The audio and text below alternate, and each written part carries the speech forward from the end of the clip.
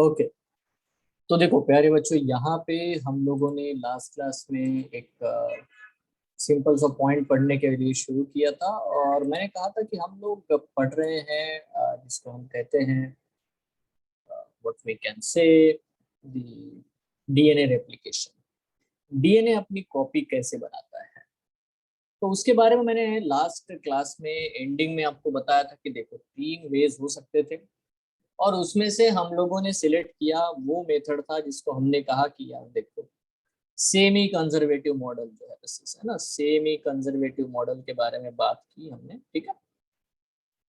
But अब ये semi conservative ही होता है, मतलब जब भी नया डीएनए बनता है तो उसमें क्या कहते हैं कि ओल्ड एक स्ट्रैंड होना चाहिए, एक नया स्ट्रैंड होना चाहिए। इसको हम मान कैसे लें, ठीक है। तो उसके लिए क्या एक्सपेरिमेंटल एविडेंसेस है, तो यहाँ पे एक्चुअली हमारे पास में दो एक्सपेरिमेंटल एविडेंसेस है। पहला एक है मिशेल्सन और स्टाल का एक्सपेरिमेंट है, दूसरा टेलर वाला एक्सपेरिमेंट है, ठीक है। तो देखो यहाँ पे बहुत सिंपली आपके सामने जो है एनसीईआरटी के स्टेटमेंट्स भी है, ये नोट्स मैंने आपको भेजे भी है एज ए पीडीएफ फॉर्मेट, ठीक है। सो देखो, it is now proven that DNA replication, मतलब जो भी डीएनए रेप्लिकेशन हम लोग पढ़ते हैं, है ना, इसके बारे में हम लोग अब ये जानते हैं कि it's a semi conservative method से वो रेप्लिकेट होता है। Now, this method was shown first in Escherichia coli bacteria and subsequently in higher organisms. तो सबसे पहले, है ना, जो Escherichia coli नाम का बैक्टीरिया है उसके अंदर हमने ये डीएनए रेप्लिकेशन वाला जो एक्सपेरिमेंट है, मतलब कि वो सेमी कंजर्वेटिव होता है, ये हमने पढ़ा देखा, और फिर हमने बाकी सारे हायर ऑर्गेनिजम्स में भी ये काम करके देखा, है ना, इवन सच एज प्लांट्स और ह्यूमन सेल्स में भी बेटा हम लोग ये जानते हैं कि डीएनए का जो रेप्लिकेशन होता है वो सेमी कंजर्वेटिव मॉडल है। Now Matthews Meselson and Franklin Stahl, ये दो साइंटिस्ट आपके सामने दिखाई दे रहे हैं, परफॉर्म द एक्सपेरिमेंट इन 1958। देखो डीएनए के डिस्कवरी जो है, डीएनए के स्ट्रक्चर के डिस्कवरी के बाद इन 1958, है ना, ये बेटा रेप्लिकेशन वाला जो है इंफॉर्मेशन हमें मिला है। नाउ देखो यहाँ पे इंपॉर्टेंट क्या है, उन्होंने क्या किया इसको देखें। So Mendelssohn and Stahl grew Escherichia coli in medium containing, आप देख सकते हो यहाँ पे उन्होंने मीडियम लिया था जिसमें N15 NH4Cl आपको देखने को मिल रहा है। अब ये N15 है, N14 नहीं है। तो N15 क्या है? N15 is an heavy isotope of the nitrogen. N15 क्या है बेटा? It is an heavy isotope of the nitrogen. Radio activity नहीं है, हेवी डेंसिटी के बारे में बात हो रही है। So heavy isotope of nitrogen as the only nitrogen source for many generations। तो क्या किया हमने? हमने जो पेट्री डिश लिया है उस पेट्री डिश में जो भी उसको बैक्टीरिया को जो खाना दे रहे हैं हम लोग, न्यूट्रिएंट मीडियम प्रोवाइड कर रहे हैं, ठीक है, न्यूट्रिशन प्रोवाइड कर रहे हैं, वो न्यूट्रिएंट मीडिया बेटा उसमें ऑब्वियसली N15 कंपोनेंट है। तो अगर उनके नाइट्रोजनस बेसिस जो भी बनेंगे, डीएनए जो भी बनेगा, आरएनए जो भी बनेगा, उसमें हेवी स्ट्रैंड बनने के चांसेस है, क्योंकि हेवी डीएनए नाइट्रोजन आपको देखने को मिलेगा। क्योंकि हेवी नाइट्रोजन है तो हेवी नाइट्रोजनस बेसिस बनेंगे, और अगर हेवी नाइट्रोजनस बेसिस बने तो डीएनए भी हेवी स्ट्रैंड्स बनाएंगे, ठीक है। एज कंपेयर्ड, अगर हम लोग जो नॉर्मल वाला नाइट्रोजन आता है, नॉर्मल नाइट्रोजन तो ये है बच्चों जिसको हम लोग N14 कहते हैं, ये है light isotope of the nitrogen, it's not heavy. N14 is a light, है ना, isotope of the nitrogen. Now इससे हमें क्या समझ में आया, देखो the result was that N15 was incorporated into newly synthesized DNA। अब जब भी नया डीएनए बना उसमें बेटा N15 ही होगा, as well as other nitrogen containing component. जहां पे भी नाइट्रोजन है वहां पे बेटा N15 जमा होना शुरू हो गया। Now this heavy DNA molecule, अब ये heavy DNA molecule could be distinguished from the normal DNA। Normal DNA मतलब जिसमें N14 है, by the centrifugation in a cesium chloride, है ना। ये देखो इसकी डेंसिटी अच्छी खासी होती है सीजियम की, इसीलिए इसको हम लोग सीजियम क्लोराइड को लेते हैं और हम लोग डेंसिटी ग्रेडियंट सेंट्रीफ्यूगेशन करते हैं। Now I will tell you, है ना, डायग्राम में अब बताऊंगा मैं कि क्या क्या मैं कहने चाहता हूँ, ठीक है। Now N15 is not radio active isotope, ये बात यहाँ पे भी हम लोग लिख रहे हैं। It's not radio active, it is an heavy, so it can be separated from N14 only based on the densities. तो हम लोग इसीलिए डेंसिटी ग्रेडियंट करते हैं, आपको तो पता है यार। मतलब अगर हम एक टेस्ट ट्यूब लेंगे, है ना, तो उस टेस्ट ट्यूब में अगर उसको उसका सेंट्रीफ्यूगेशन कराएंगे तो जितना ज्यादा डेंस पार्टिकल होगा उतना नीचे बेटा वो सेटल होगा, और जितना हल्का होगा उतना ऊपर। तो जितनी डेंसिटी कम होगी वो उतना बेटा ऊपर ऊपर रहेगा, ठीक है। और जिसकी डेंसिटी सबसे ज्यादा होगी वो टेस्ट ट्यूब के एंड पे जाएगा, ठीक है। तो जितनी डेंसिटी ज्यादा होती है बेटा वो ऑब्वियसली एंड की तरफ जाएगा, सेंट्रीफ्यूगल जो भी मोशन लगता है, फोर्स होता है उसमें। Now then they transferred the cells into medium with the normal N14। देखो अब हमने क्या किया, वो सेल्स उठाए और N14 मीडियम में डाल दिया and took samples at various definite time intervals as the cells multiplied। now देखो ये बिना एक्सपेरिमेंट के आपको एग्जैक्टली समझ में आए ये जरूरी नहीं है, ठीक है। नाउ यहाँ पे स्टेटमेंट देखो, and extracted the DNA that remained as a double stranded helices। The various samples were separated independently on cesium chloride gradient to measure the densities of the DNA। Now यहाँ पे एक notice करना बेटा, ये point आपके दिमाग में होना चाहिए कि जो भी इश्चेरिचिया कोलाई बैक्टीरिया है वो अपनी पॉपुलेशन को 20 मिनट में डबल करता है। उसका डबलिंग टाइम है 20 मिनट्स। मतलब ऑब्वियसली बेटा जब भी नए सेल बन रहे हैं, डबलिंग टाइम अगर 20 मिनट है, ऑब्वियसली बेटा नया डीएनए विद इन 20 मिनट बन जाएगा। तो मेसनसन एंड स्टाल ने इस चीज को नोटिस किया। तो Meselson and Stahl founded that DNA of the first generation was a hybrid and had a uniform homogeneous density between N15 and N14। तो first generation means after 20 minute of E coli divides in 20 minutes. तो ये बात को notice करना यहाँ पे, अगर आप कुछ भी नहीं समझ पा रहे हो तो इतना सिंपल पॉइंट समझो कि जब डीएनए डिवाइड होगा तो उसको समय लगेगा 20 मिनट फॉर द इशरेचिया कोलाई, ठीक है। नाउ ऑब्वियसली बेटा तो पहली जनरेशन आफ्टर 20 मिनट आएगी, दूसरी जनरेशन कितने मिनट बाद आएगी बच्चों, 40 मिनट आएगी। तो शोज टू डेंसिटी बैंड्स, है ना, indicate that the 50% DNA are normal, ठीक है, containing only N14, and 50% DNA turn hybrid containing N14 and N15। Similar experiments involving use of, ठीक है। देखो एक और एक्सपेरिमेंट किया गया था जिसको, है ना, दूसरे साइंटिस्ट ने किया था, उसका नाम है बेटा टेलर इन 1958। ईयर वही है बट उन्होंने क्या यूज किया, सिमिलर एक्सपेरिमेंट इन्वॉल्विंग, अब उन्होंने रेडियो एक्टिव थाइमिडीन यूज किया है ना। थाइमिडीन इसीलिए क्योंकि डीएनए में थाइमिडीन होता है ना, आरएनए में यूरेसिल होता है। तो थाइमिडीन इसीलिए यूज किया, अगर थाइमिडीन है तो डीएनए में ही इनकॉर्पोरेट होगा। सी, so similar experiments involving use of radioactive thymidine to detect distribution of newly synthesized DNA in the chromosome was performed in the plant Vicia faba, जिसको फाबा बीन्स बोलते हैं, by the Taylor in 1958। Now you can see this। यहाँ पे बेटा आपको diagram दिखाई दे रही है, ये एक्चुअली एनसीईआरटी डायग्राम है, आप थोड़ा ध्यान से देख सकते हो। हमारे पास में जो ओरिजिनल डीएनए है जो हमने बनाया है वो है N15 वाला, ठीक है। इसके दोनों स्ट्रैंड में N15 है, दोनों ही स्ट्रैंड में N15 है। जब हमने इस बैक्टीरिया को जिसमें दोनों स्ट्रैंड में N15 है उसको बेटा, है ना, N14 वाले मीडियम में डाल दिया और आफ्टर 20 मिनट बेटा आइसोलेट किया, तो हमें क्या मिलेगा देखो। क्योंकि जो नया स्ट्रैंड है वो पूरी तरह से, है ना, जो बनेगा वो N14 वाला बनेगा और जो पुराना है वो 15 N15 वाला। The same thing will happen, है ना, इधर भी वही है बेटा, N15 एंड N14।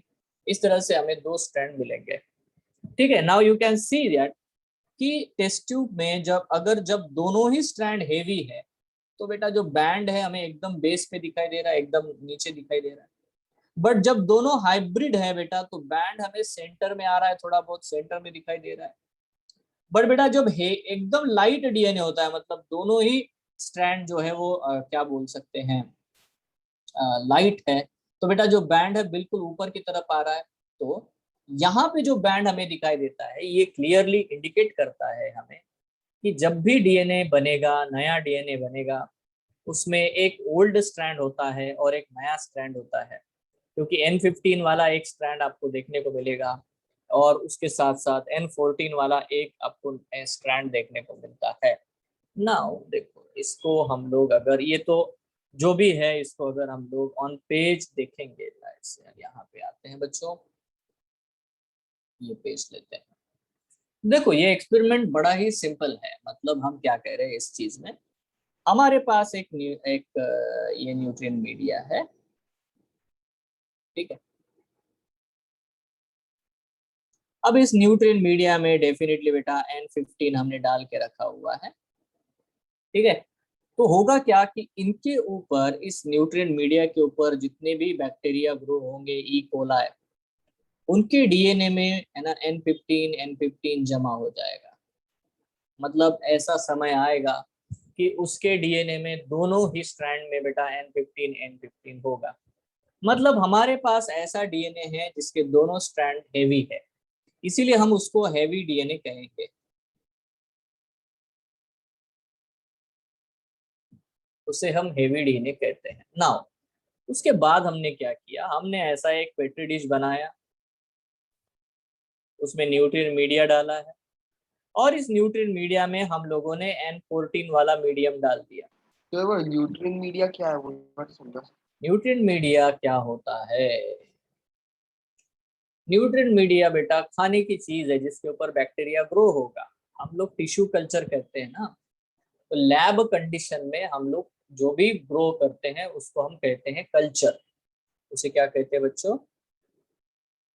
कल्चर। चाहे प्लांट्स हो, ठीक है, इवन टेस्ट ट्यूब बेबी अगर बनाना हो, जो भी हो, ठीक है। तो हम लोग क्या करेंगे, उसमें ऐसी चीजें डालेंगे जो जो नरिशमेंट चाहिए, जो भी न्यूट्रिएंट चाहिए, जो फूड सप्लीमेंट चाहिए बैक्टीरिया को, या तो जिस भी चीज को, जिस टिश्यू को हम ग्रो करना चाहते हैं, उसको जो भी खाने की चीजें चाहिए वो हम लोग बना करके एक प्रॉपर अगार अगार वाला जो है ना मीडियम बना देते हैं।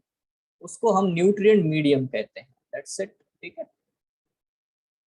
पक्का है यस ना? सर। क्योंकि हम डिजाइन करते हैं, ये हम खुद कुछ भी डाल सकते हैं। अब यहाँ पे हमने जैसे कि N15 हेवी है ना, जो है एन नाइट्रोजन डाल दिया, और यहाँ पे हमने लाइट नाइट्रोजन डाला है। तो ऑब्वियसली बेटा इसके ऊपर जो भी बैक्टीरिया ग्रो होंगे, अब हमने क्या किया, यहाँ से बैक्टीरिया उठाए और इसमें डाले। तो इसका मतलब जो पहले बैक्टीरिया है, मतलब जो पहला जो बैक्टीरिया है उसके दोनों स्ट्रैंड बेटा 15-15 वाले हैं, ठीक है। बाद में क्या होगा, ऑब्वियसली बेटा ये दोनों सेपरेट हो जाएंगे, जैसे मैंने आपको लास्ट क्लास में समझा।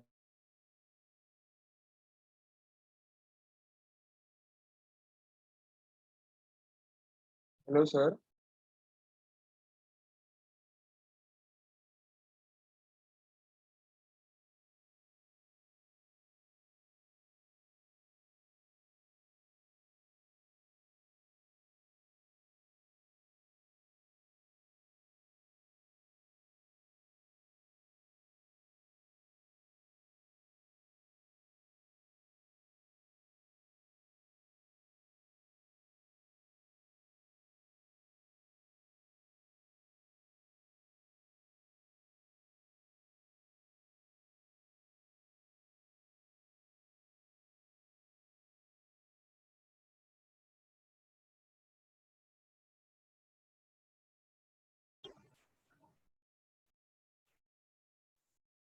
बेटा आपको आवाज आ रही है ना?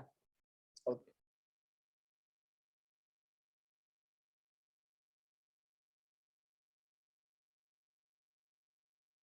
तो बच्चों मैं ये बात बताना चाहता हूँ, बहुत सिंपल है ये, बहुत मुश्किल नहीं है। देखो जब एक डीएनए आपके सामने है उसमें दो स्ट्रैंड्स है, जिस बैक्टीरिया से डीएनए आया है ऑब्वियसली बेटा उसमें, क्योंकि वो N15 मीडियम में बहुत सारे जनरेशन से ग्रो हो रहा है, तो उसमें दोनों ही स्ट्रैंड में बेटा N15 आपको देखने को मिलेगा ना। उस बैक्टीरिया को हमने क्या किया, उसको उठाया और N14 मीडियम में डाल दिया। अब जैसे N14 मीडियम में डालेंगे तो इसके पास जो डीएनए बनेगा, है ना, ओल्ड और न्यू स्ट्रैंड, तो बेटा जो ओल्ड स्ट्रैंड है वो 15 वाला ही रहेगा, बट जो न्यू स्ट्रैंड बनेगा वो 14 वाला बनेगा।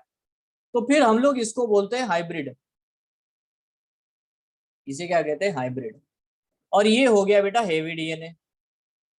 बात को बड़ा ध्यान से सुनना बेटा कि ये फर्स्ट जनरेशन है, this is the first generation. ये वाली पेरेंट है, ये पेरेंटल जनरेशन, इसको है ना याद रखो। ये है फर्स्ट जनरेशन। ये कब बना? After 20 minutes. ठीक है, तो आफ्टर 20 मिनट के बाद में हेवी डीएनए जो दोनों स्ट्रैंड थे उनके जगह पे अब दो डीएनए बन चुके हैं, और दोनों डीएनए में एक स्ट्रैंड हेवी है, एक स्ट्रैंड लाइट स्ट्रैंड है, इसीलिए इसको हम हाइब्रिड कह रहे हैं। यस, ठीक है। अब देखो, अगर आप और 20 मिनट के लिए रुक गए तो फिर से वो डीएनए डिवाइड होगा, है ना। अगर बेटा थोड़े, है ना, मतलब रुक गए तो हमें क्या मिलेगा? देखो, एक 15 वाला तो मिलेगा ही, ये वाला, ये जाएगा नहीं कहीं पे भी, इसके ऊपर 14 वाला स्ट्रैंड बनेगा। बट एक जो नया वाला बनेगा बेटा, उसमें पूरा दोनों ही लाइट होंगे। अगेन सेम थिंग बेटा, 15 14 and well as but the 14 14 वाला स्ट्रैंड मिलेगा। मतलब जो सेकंड जनरेशन में आपको, सेकंड जनरेशन में बेटा आपको 2 हाइब्रिड मिलेंगे, 2 हाइब्रिड मिलेंगे, और बेटा 2 एकदम लाइट स्ट्रैंड वाले डीएनए मिलेंगे। ठीक है, लाइट डीएनए मिलेगा। यस और नो, है ना। ये हाइब्रिड है, ये भी हाइब्रिड है, और ये लाइट है, ये भी लाइट है। अगर आप थर्ड जनरेशन तक रुक गए तो क्या होगा बता सकते हो? थर्ड जनरेशन में क्या होगा? ऑब्वियसली बेटा इससे भी 2 डीएनए बनेंगे, बट इससे जो 2 डीएनए बनेंगे, एक में 15 14 होगा और बेटा ये 14 14 होगा। इससे जो दोनों डीएनए बनेंगे बेटा वो 14 14 14 14 होंगे। इसमें भी डेफिनेटली 15 14 होगा as well as 14 14, and then from here 14 14 as well as the 14 14। मतलब आपको थर्ड जनरेशन में क्या मिलेगा? तो अगर आप देखोगे बड़ी केयरफुली तो आपको बेटा थर्ड जनरेशन में ये जो डीएनए है वो हाइब्रिड मिल रहा है, ये जो डीएनए है हाइब्रिड है, बाकी सारे लाइट चेन वाले हैं। यस और नो, है ना। Yes sir. क्योंकि अब हम लोग उस बैक्टीरिया को N14 वाले मीडियम में ग्रो कर रहे हैं। तो पता है एक बार नीट में एक या 2 बार ये क्वेश्चन आया है। ठीक है, बड़ा ध्यान से सारे बच्चे क्वेश्चन सुनो। उन्होंने क्वेश्चन पूछा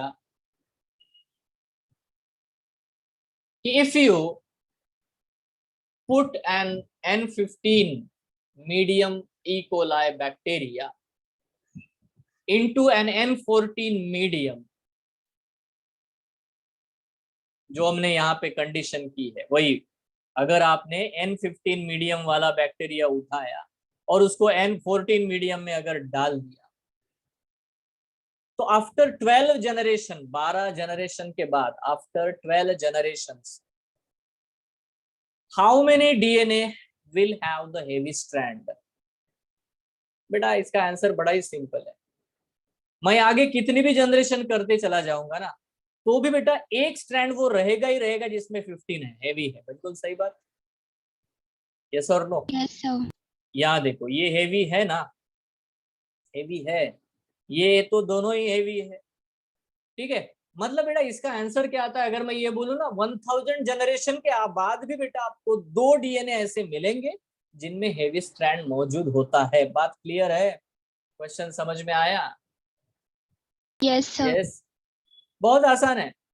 मतलब देखो 15 वाला स्ट्रैंड हमेशा रहेगा ही रहेगा, वो जाएगा नहीं। हाँ, बाकी सारे 14 14 वाले बनते चले जाएंगे, इसमें कोई प्रॉब्लम नहीं है। नाउ अगर मैं आपसे पूछूं, इसी क्वेश्चन को थोड़ा अलग ढंग से पूछता हूँ, if I will take a bacteria from N15 medium, N15 medium से उठाया, N14 मीडियम में डाल दिया, after 4 generations, after 4 generations, what will be the number of, what will be the percentage number of the light strands?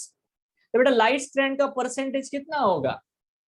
मैं यहाँ पे आपको solve करके दिखाता हूँ। देखो मेरे प्यारे बच्चों, यहाँ नोटिस करो, यहाँ पे लाइट स्ट्रैंड का परसेंटेज कितना है? 0% है। यस और नो? बड़ा ध्यान से सुनना क्या पूछा गया है। स्ट्रैंड, डीएनए नहीं, स्ट्रैंड। एक डीएनए में 2 स्ट्रैंड होते हैं। यस और नो? कितने लोगों को समझ में आया? है ना? 0% स्ट्रैंड बेटा लाइट है, और है ना 100% हेवी है। बात क्लियर है? Yes, sir. अब इसमें फर्स्ट जनरेशन में आप देखो क्या है। फर्स्ट जनरेशन में आपको दिखाई दे रहे बेटा 2 स्ट्रैंड लाइट है और 2 स्ट्रैंड हेवी है। बात क्लियर है क्या सबको? देख लो, ये वाला स्ट्रैंड बेटा हेवी है पहले से जो था, जिसको मैं रेड कलर से रिप्रेजेंट कर रहा हूँ, ठीक है। और एक स्ट्रैंड बेटा है ना 2 स्ट्रैंड। तो यहाँ पे देखो 50-50% आ गया फर्स्ट जनरेशन में ही। बट आप बच्चों बता सकते हो यार सेकंड जनरेशन में क्या हाल है बताओ, है ना? एक्चुअली कितने स्ट्रैंड है ना? ये देखो, ये 1 2 3 4 5 6 7 8 स्ट्रैंड्स है। 8 है ना? Out of 8 2 strands are heavy and 6 are light strands. yes sir? तो परसेंटेज कितना हो गया, कौन बताएगा? कितना परसेंट है हेवी स्ट्रैंड का और कितना लाइट स्ट्रैंड का परसेंटेज है ना? 25% पे आ गया ना यार। ठीक है, ये हो गया 75% बेटा लाइट स्ट्रैंड और 25% पे आ गया बेटा हेवी स्ट्रैंड। यस एवरीवन, है ना? आउट ऑफ 8 Sir, 12.5 होगा ना? 12.5 कैसे हो जाएगा? 12.5 कैसे हो जाएगा? है ना? आपको बेटा 4 डीएनए देख रहे हैं, 4 डीएनए में देखो है ना 1/4 आएगा ना। 2/8 मतलब 1/4, 1/4 इज 25%। यस और नो? Yes, sir. हाँ। नाउ देखो थर्ड जनरेशन में क्या आएगा। ऑब्वियसली बेटा थर्ड जनरेशन में 12.5% हेवी स्ट्रैंड हो जाएंगे। तो फोर्थ जनरेशन में क्या हो जाएगा? ऑब्वियसली बेटा यहाँ पे आप बता सकते हो 6.25% जो है वो हेवी स्ट्रैंड होंगे in the fourth generation. Yes everyone? Yes, sir. मतलब जो लाइट का परसेंटेज है बढ़ता चला जा रहा है, हेवी का परसेंटेज कम होता चला जा रहा है। ये नॉर्मल सा पॉइंट है जो हमें समझ में आ रहा है। बट ये क्या प्रूव कर रहा है? ये सेमी कंजर्वेटिव मॉडल को प्रूव कर रहा है, और क्या? यस और नो? है ना? ये बिल्कुल सिंपल है।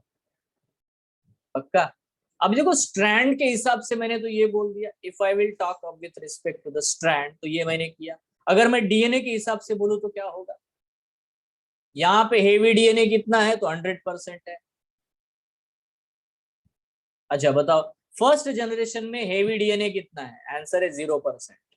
यस और no? Heavy Yes, DNA sir. 0%, light DNA 0%। फिर कौन है वहां पे? सर वहां पे है ना 100% Hybrid. हाइब्रिड है। बहुत बढ़िया, 100% हाइब्रिड है। ठीक है, मतलब हेवी डीएनए गायब ही हो गया, अब गायब हो गया है, इसके बाद आपको हेवी डीएनए मिलेगा नहीं। हेवी स्ट्रैंड दिखेगा बट डीएनए नहीं। यस, तो बेटा ये हाइब्रिड है, हाइब्रिड रहेगा, हमेशा रहेगा। ठीक है, जब आप सेकेंड जनरेशन में देखोगे तो बेटा 50% हाइब्रिड है, 50% लाइट है। बिल्कुल सही बात। Yes, yes sir. और नो? ये देखो ये डिफरेंट पर्सपेक्टिव है। स्ट्रैंड के हिसाब से बात अलग है, डीएनए के हिसाब से बात अलग है। With respect to DNA parent में 100% बेटा हेवी डीएनए है। बट फर्स्ट जनरेशन में ये और ये दोनों हाइब्रिड है। तो बट यहाँ पे हम लोग बोलेंगे 100% हाइब्रिड है। ठीक है, बट जब आप बोलोगे कि सेकेंड जनरेशन में क्या है, तो सर ये 2 हाइब्रिड है 2 लाइट है, तो यहाँ पे हम लोग बोलेंगे 50% light and 50% hybrid. Third generation में क्या होगा अब आपको समझ में आ गया। वही है ना? आधे आधे घटाते चले जाओ, यहाँ पे देख लो, ये देखो ये एक हाइब्रिड है, ये एक हाइब्रिड है, बाकी सारे क्या है बेटा? है ना? आउट ऑफ दिस इज 8 है ना, 8 में से बेटा 2 जो है अगेन द सेम, बिल्कुल वैसा ही होगा। यहाँ पे आ जाएगा अब हमारा 25% हाइब्रिड। And 75% heavy. कितने लोगों को समझ में आ रहे हैं क्या बोल रहा हूं मैं? यस। देखो, इसीलिए यहाँ पे बच्चे गलती करते हैं, तो वो डीएनए और स्ट्रैंड एक ही मानना शुरू करते हैं और वहीं पे बेटा प्रॉब्लम होती है। दूसरा मिस्टेक होती है कि वो पेरेंट को ही पहला जनरेशन मानते हैं। पहला जनरेशन पेरेंट नहीं है। हमने इतना जेनेटिक्स पढ़ा है, तो पेरेंट अलग है। फर्स्ट फिलियल जनरेशन जो होती है F1, वो पेरेंट के बाद में आती है। यस और no? Yes, sir. Yes everyone, ठीक है। तो ये मुद्दा बिल्कुल हमें अच्छे से याद रखना है। So now just go and study here, है ना। देखो यहाँ पे उनके स्टेटमेंट्स को पढ़ते हैं। अब यहाँ पे आप देखो क्या कह रहा है। मेसल्सन एंड स्टाल का एक्सपेरिमेंट है, founded that the DNA of the first generation was hybrid. दिख रहा है, डीएनए हाइब्रिड है पहले जनरेशन का, ना हेवी है ना लाइट है, हाइब्रिड है, करेक्ट है। And had a uniform homogeneous density between N15 and N14। तो जितने N15 स्ट्रैंड है उतने N14 स्ट्रैंड है, जिसको हम लोग फर्स्ट जनरेशन कह रहे हैं after 20 minute. The second generation after 40 minute shows the two density bands indicate that the 50% DNA are normal and 50% DNA are hybrid. Yes or no? है ना। जब डीएनए के बारे में बोलेंगे तो ही बेटा ये हमारा, है ना, 50% आपका सेकंड जनरेशन में देखने को मिलेगा। स्ट्रैंड के बारे में बात करेंगे तो फर्स्ट जनरेशन में आपको 50% देखने को मिलेगा। Everyone is clear? ठीक है। यहाँ पे आप देख सकते हो फिर एक बार, once more we can see the same thing. यहाँ आप नोटिस करो, ये है स्ट्रैंड का हिसाब जो मैं यहाँ पे लिख रहा हूं। This is about the strand. ये स्ट्रैंड का बेटा हिसाब किताब है, ये डीएनए का हिसाब किताब है। ठीक है, यहाँ पे देखो कितना हेवी है sir, entire DNA is heavy. Okay, यहाँ पे कितने हेवी डीएनए सर? 0। कितने लाइट डीएनए सर? 0। अच्छा, कितने हाइब्रिड है सर? फुल 100%। सेकेंड जनरेशन में कितने हाइब्रिड है सर? 50% हाइब्रिड है, 50% लाइट डीएनए है। थर्ड जनरेशन में सर 75% लाइट डीएनए है, 25% हाइब्रिड है, हेवी नहीं है। तो बेटा वो जब क्वेश्चन पूछते हैं ना हेवी स्ट्रैंड कितने होंगे, तो हेवी स्ट्रैंड वाला दिमाग रखना। Strand is always there but heavy DNA will vanish. Parent में ही सिर्फ हेवी डीएनए होता है, हेवी स्ट्रैंड हमेशा के लिए रहेगा। इसलिए क्वेश्चन स्ट्रैंड का आया था, डीएनए का नहीं। Be careful about it. Yes everyone? मैं क्वेश्चन फिर से पूछता हूं। एक डीएनए एक बैक्टीरिया है जो 15 मीडियम में N15 में ग्रो हो रहा है, जनरेशन से ग्रो हो रहा है। उसको हमने N14 मीडियम में डाल दिया, तो आफ्टर 12 जनरेशंस उसमें कितने हेवी स्ट्रैंड होंगे? आंसर है 2। यस और नो? कितने हेवी स्ट्रैंड होंगे? तो स्ट्रैंड जैसे बोलेंगे तो हाँ सर, हाँ ये स्ट्रैंड हमेशा रहेगा, कहीं नहीं जाएगा। बट कितने हेवी डीएनए होंगे? 0। हेवी डीएनए एक भी नहीं होगा। यस और नो? यस बेटा, अरे कुछ तो बोलो। Yes, sir. नहीं समझ में आया Sir, तो आप मैं इसलिए वापस बोलता हूँ। रिपीट कर। हाँ सिंपल है ना, कुछ भी नहीं है। देखो डीएनए और स्ट्रैंड, एक डीएनए में 2 स्ट्रैंड होते हैं। अगर दोनों ही स्ट्रैंड हेवी है तभी तो उसमें डीएनए को हेवी बोलूंगा कि नहीं, है ना। अब Yes, इसको मैं sir. हेवी डीएनए बोल सकता हूँ क्या? नहीं बोल सकता। बट हाँ, इसको मैं हेवी स्ट्रैंड बोल सकता हूँ क्या? हाँ बोल सकता हूँ। इतना तो सिंपल है। तो हेवी स्ट्रैंड हमेशा रहेगा ही ना, क्योंकि ओल्ड स्ट्रैंड कंजर्व होता है। जब भी ये डीएनए रेप्लिकेट होगा तो बेटा अभी देखो, इससे ये रेप्लिकेट होगा तो इससे फिर से 15 14 और 14 14 ही बनेगा ना। तो ये रहेगा यार। आप 12 जनरेशन करो, 1000 जनरेशन करो, एक डीएनए ऐसा रहेगा ही जो कि हाइब्रिड हो। Yes, अगर sir. आप कंटिन्यूस करते ही चले गए 1000 एक ही वो N14 मीडियम में, तो आपको बेटा ऐसा ही मिलेगा, है ना। तो इसीलिए जब ये क्वेश्चन बच्चे सॉल्व करते हैं, ठीक है, तो बड़ा ही मतलब मजा आता है ना, वो कुछ तो गड़बड़ करते रहते हैं। So be careful and understand this simple funda very carefully, ठीक है। डीएनए एक ही बार हेवी होता है जब वो पेरेंट में है, ठीक है, बट स्ट्रैंड हमेशा के लिए हेवी रहेगा, है ना, मतलब हमेशा वो दो स्ट्रैंड रहेंगे पेरेंट वाले, चाहे कितने भी जनरेशन निकल जाए। यस और no? Yes sir. That's it, यही है बस। ये रहा बेटा। वैसा ही अगर मैं मतलब रेडियो एक्टिविटी वाली भी बात करता हूँ तो सेम यही बात हम लोग करेंगे। रेडियो एक्टिव जो है थाइमिडीन को लिया गया था। अभी वाई थाइमिडीन, देखो अगर मैंने एडेनिन ले लिया रेडियो एक्टिव तो फायदा है क्या? नहीं, क्योंकि एडेनिन डीएनए भी जा सकता है, आरएनए में भी जा सकता है। ग्वानिन फिर से डीएनए आरएनए दोनों में, और साइटोसिन दोनों में। बट थाइमिडीन लेंगे तो बेटा वो सिर्फ डीएनए में जाएगा, इनकॉर्पोरेट होगा। तो मुझे सिर्फ डीएनए को देखना है, डीएनए कैसा रेप्लिकेट होता है, क्या होता है। तो अगर मैं थाइमिडीन को लेता हूँ, ट्रिशिएटेड थाइमिडीन का मतलब होता है H3 लिया है, रेडियो एक्टिव ट्रिशिएटेड थाइमिडीन, मतलब H3 हाइड्रोजन जो उसमें होता है। देखो कोई भी मॉलिक्यूलर इसमें CHON, ये तो मॉलिक्यूल है ही ना न्यूक्लियोटाइड में, ठीक है, P भी ले लो। तो बेटा ये इनमें से हाइड्रोजन जो है वो उसका जो ट्रिटियम जो होता है उसको लिया, जो कि रेडियो एक्टिविटी शो करता है, ठीक है। तो ये लिया था टेलर नाम के साइंटिस्ट ने। विसिया फाबा नाम का प्लांट है, फाबा बीन्स, ठीक है, इनमें बेटा ये एक्सपेरिमेंट किया गया था। सो आई होप, और इस मॉडल से ये 100% प्रूव हो गया कि डीएनए का रेप्लिकेशन क्या है बच्चों, सेमी कंजर्वेटिव है।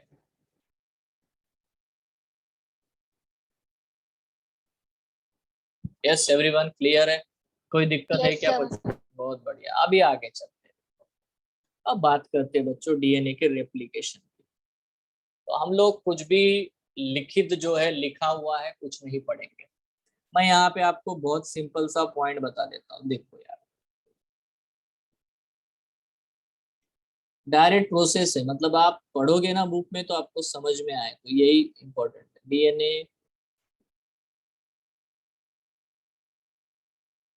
रेप्लिकेशन ना, इसमें देखो सबसे पहली बात है डीएनए एक पॉलीमर है, it's a poly nucleotide, that means it is a polymer, ठीक है। अभी जैसे एक न्यूक्लियोटाइड है, उसको दूसरा न्यूक्लियोटाइड अटैच करो, तीसरा बेटा, और मतलब इसको एक्सटेंड करते जाओ। इस प्रोसेस को मैं क्या कहूंगा रे?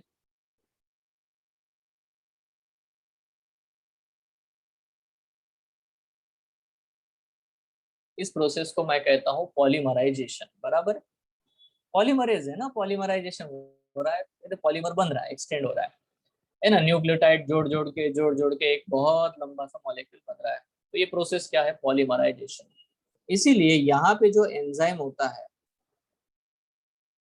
उसको हम लोग बोलते हैं, क्योंकि ये डीएनए का पॉलीमराइजेशन कर रहा है, उसको बोलते हैं डीएनए पॉलीमरेज। मतलब डीएनए की रेप्लिकेशन कॉपी बनाने के लिए जो एंजाइम रिक्वायर्ड होता है बेटा, उसको हम लोग कहते हैं डीएनए पॉलीमरेज, ठीक है। तो enzyme is DNA polymerase, easy. Now बच्चों नोटिस करो कि अगर डीएनए पॉलीमरेज नाम का एंजाइम है तो क्या बेटा वो खुद से ही कॉपी बनाएगा क्या? नहीं बनाता। क्यों? मैं आपको बताता हूँ, देखो। अब वो इंडिपेंडेंटली नहीं कर सकता, उसको क्या चाहिए? एक ओल्ड स्ट्रैंड चाहिए। अब ओल्ड स्ट्रैंड है, देखो ये ओल्ड स्ट्रैंड है 5' to 3'। तो मान लेते हैं यहाँ पे एडेनिन है, यहाँ पे ग्वानिन है, यहाँ साइटोसिन है, यहाँ थाइमिन है, यहाँ ग्वानिन है, इस तरह से। तो जब उसको एक कम से कम सिंगल स्ट्रैंड दिखेगा सामने तो ही बेटा वो डिसीजन लेगा, बोले अच्छा इधर एडेनिन है तो अब मुझे क्या करना है, ठीक है मैं यहाँ थाइमिन लगा देता हूँ, ऐसे करके जोड़ देता है। तो यहाँ पे थाइमिडीन लगा देगा, थाइमिडीन मोनोफॉस्फेट। उसके बाद फिर से आएगा, यहाँ जी है तो बेटा यहाँ पे सी लगा देगा, साइटिडीन मोनोफॉस्फेट जोड़ देगा। मतलब आप देख सकते हो कि डीएनए का पॉलीमराइजेशन होता चला जा रहा है, बट ये एंजाइम इंडिपेंडेंटली काम नहीं कर सकता, उसके लिए कुछ तो कुछ मॉडल चाहिए, उसको देख देख के ही करेगा ना। खुद से बना लेगा क्या कोई भी सीक्वेंस? बिल्कुल भी नहीं। तो डेफिनेटली बेटा, इसीलिए इसको हम लोग कहते हैं, ये जो एंजाइम है इनको हम लोग बोलते हैं DNA dependent DNA polymerase.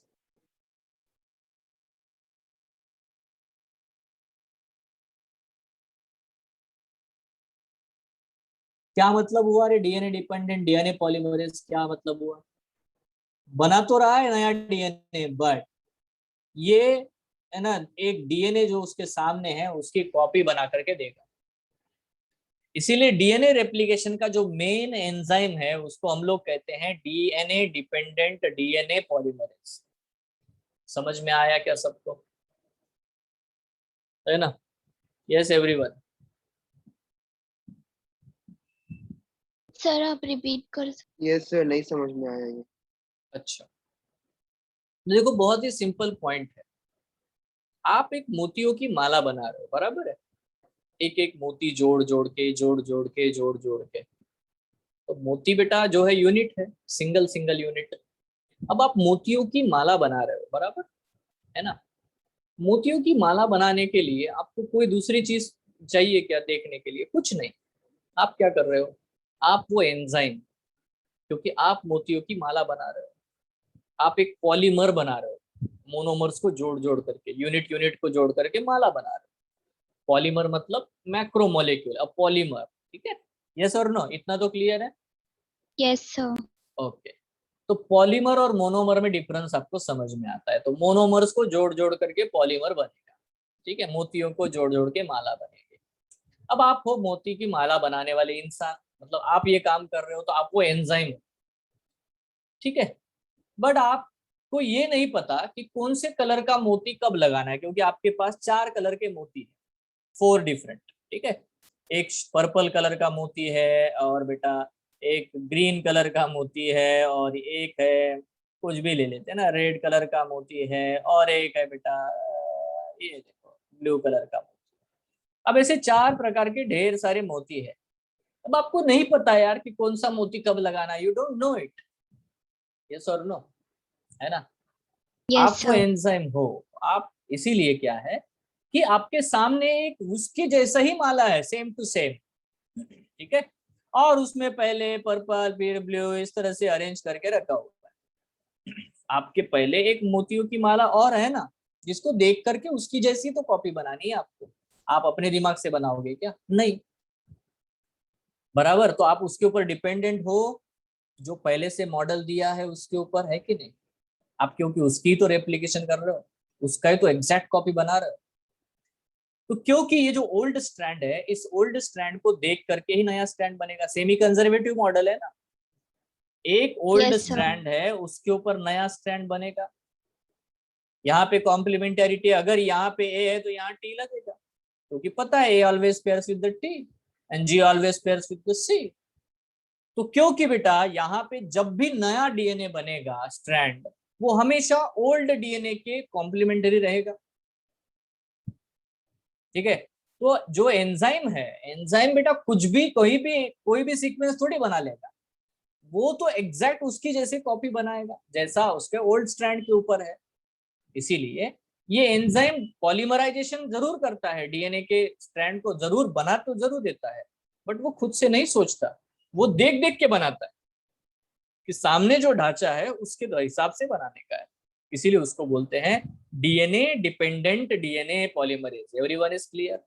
DNA yes को ही सर। देख देख करके डीएनए ही बनाना है, ये तो है, सिंपल है। अभी क्लियर है सबको? Yes yes. सर। ये बिल्कुल एक बेसिक रहा, मतलब देखो, तो मेन एंजाइम जो होता है उसे हम लोग कहते हैं बच्चों डीएनए पॉलीमरेज। जो मेन एंजाइम उसे हम लोग क्या कहते हैं? उसे हम डीएनए पॉलीमरेज कहते हैं। आई होप यहां तक आपको बिल्कुल क्लियर हो चुका है, कोई प्रॉब्लम? आई होप, अगर नहीं है तो फिर से पूछो, कोई इश्यू नहीं है। नहीं तो आगे आगे देखो, आपको ऑटोमेटिक समझ में आएगा। नाउ देखो, मुद्दा एक बहुत ही इंपॉर्टेंट है। सर ये डीएनए की कॉपी बन ही नहीं सकती, क्यों रे?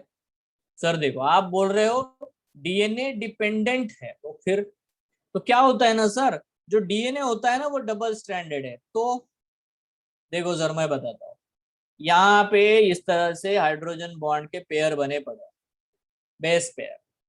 अब अगर आप बोलोगे ये वाला स्ट्रैंड 5-3 है और ये वाला स्ट्रैंड 5-3 है इस तरह से, तो कोई भी डीएनए पॉलीमरेज इसको पढ़ ही नहीं सकता। क्यों नहीं पढ़ सकता? सर ये दोनों बंद है, इधर से स्ट्रैंड दिखाई दे रहे हैं आपको, वो नाइट्रोजनस बेसेस दिख रहे हैं, तो इसका सीधा मतलब है बच्चा इसको खोलना पड़ेगा रे भाई, दोनों स्ट्रैंड को पहले अलग करना पड़ेगा। ये सर नो, ये वाला ओल्ड स्ट्रैंड और ये वाला ओल्ड स्ट्रैंड, इनको सेपरेट करना पड़ेगा कि नहीं बताओ पहले।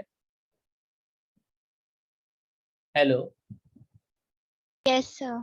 है ना? जब दोनों को आप खोलोगे, ओपन करोगे, तो ही बेटा इसके ऊपर एक नया स्ट्रैंड बनेगा और इसके ऊपर एक नया स्ट्रैंड बनेगा। यस एवरीवन, मेरे प्यारे बच्चों नोटिस करो, समझ में आ रहा है? पूछो, पूछ लो, क्वेश्चन पूछो बेटा। जब तक दो डबल स्टैंडर्ड है, अब डबल स्टैंडर्ड है तो यार वो अगर डबल स्टैंडर्ड ही रहा तो उसकी कॉपी नहीं बना सकते, बराबर। अगर हमें डीएनए की कॉपी बनानी है तो हमें दोनों स्ट्रैंड को पहले अलग अलग करना पड़ेगा यार, नहीं तो कैसे होगा, बराबर है ना? अगर बंद डब्बा है तो उसके अंदर आप झांक के देख नहीं सकते। You can not, the enzyme can not enter, enzyme can not read the DNA. Old DNA strand को वो पढ़ेगा कैसे? ये प्रोसेस कैसे हो सकती है? नहीं हो सकती। ये प्रोसेस तभी हो रही जब मैंने ये सिंगल स्ट्रैंड ओल्ड वाला बना निकाल दिया। यस एवरीवन, तो ये यस कैसे सर। होता है, क्या होता है, इसको अभी हम लोग समझने की कोशिश करते हैं। देखो, तो डीएनए रेप्लिकेशन जो प्रोसेस है बच्चों, डीएनए रेप्लिकेशन,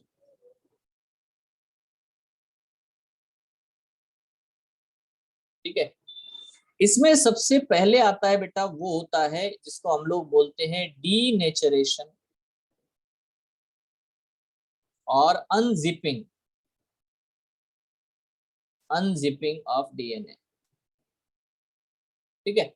अब अनजिपिंग ऑफ डीएनए का सीधा मतलब होता है कि देखो, अगर ये डीएनए है तो इस डीएनए को कोई तो खोल दे यार, ऐसे ओपन कर दे। चलो ठीक है, यहाँ पे बॉन्ड है बट यहाँ से जो है ये ओपन हो चुका है, ठीक है। इस तरह से डीएनए को कोई ना कोई ओपन करना चाहिए।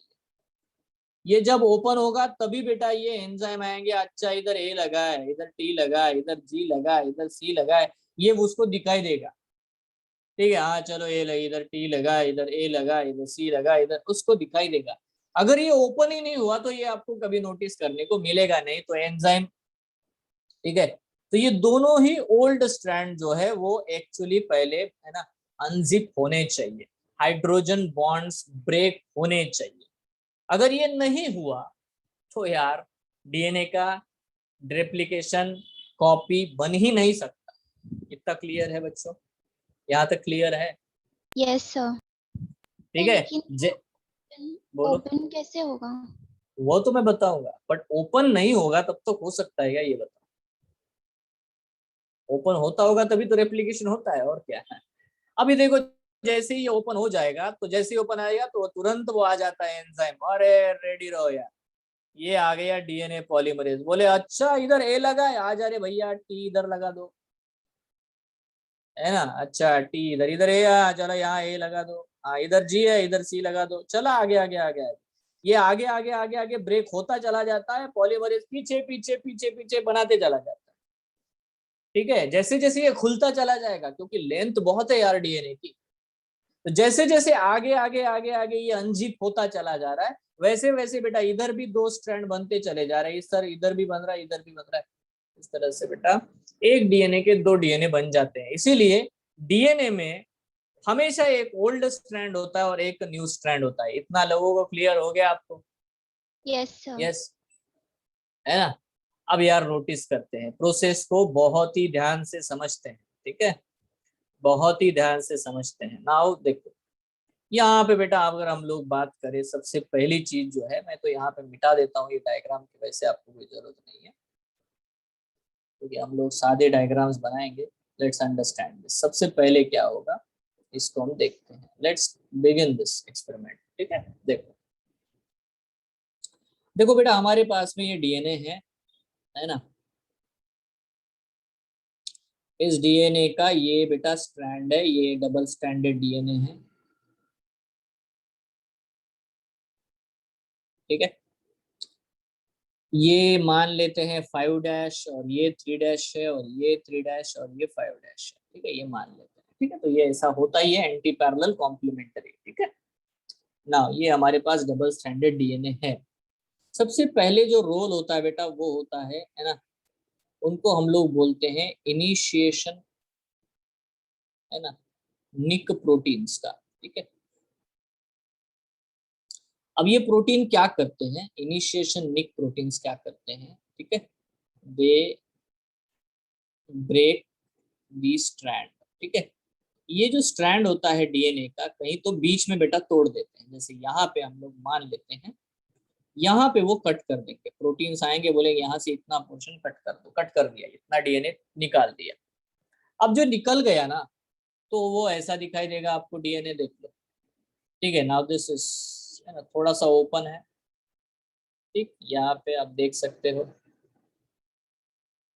ठीक है, थोड़ा सा ओपन है, ये डीएनए हमने बना दिया। अब जहां पे ओपन होता है ना, एंट्री होती है, ठीक है, यहाँ पे आपको मिलेगा बेटा, ठीक है, एंट्री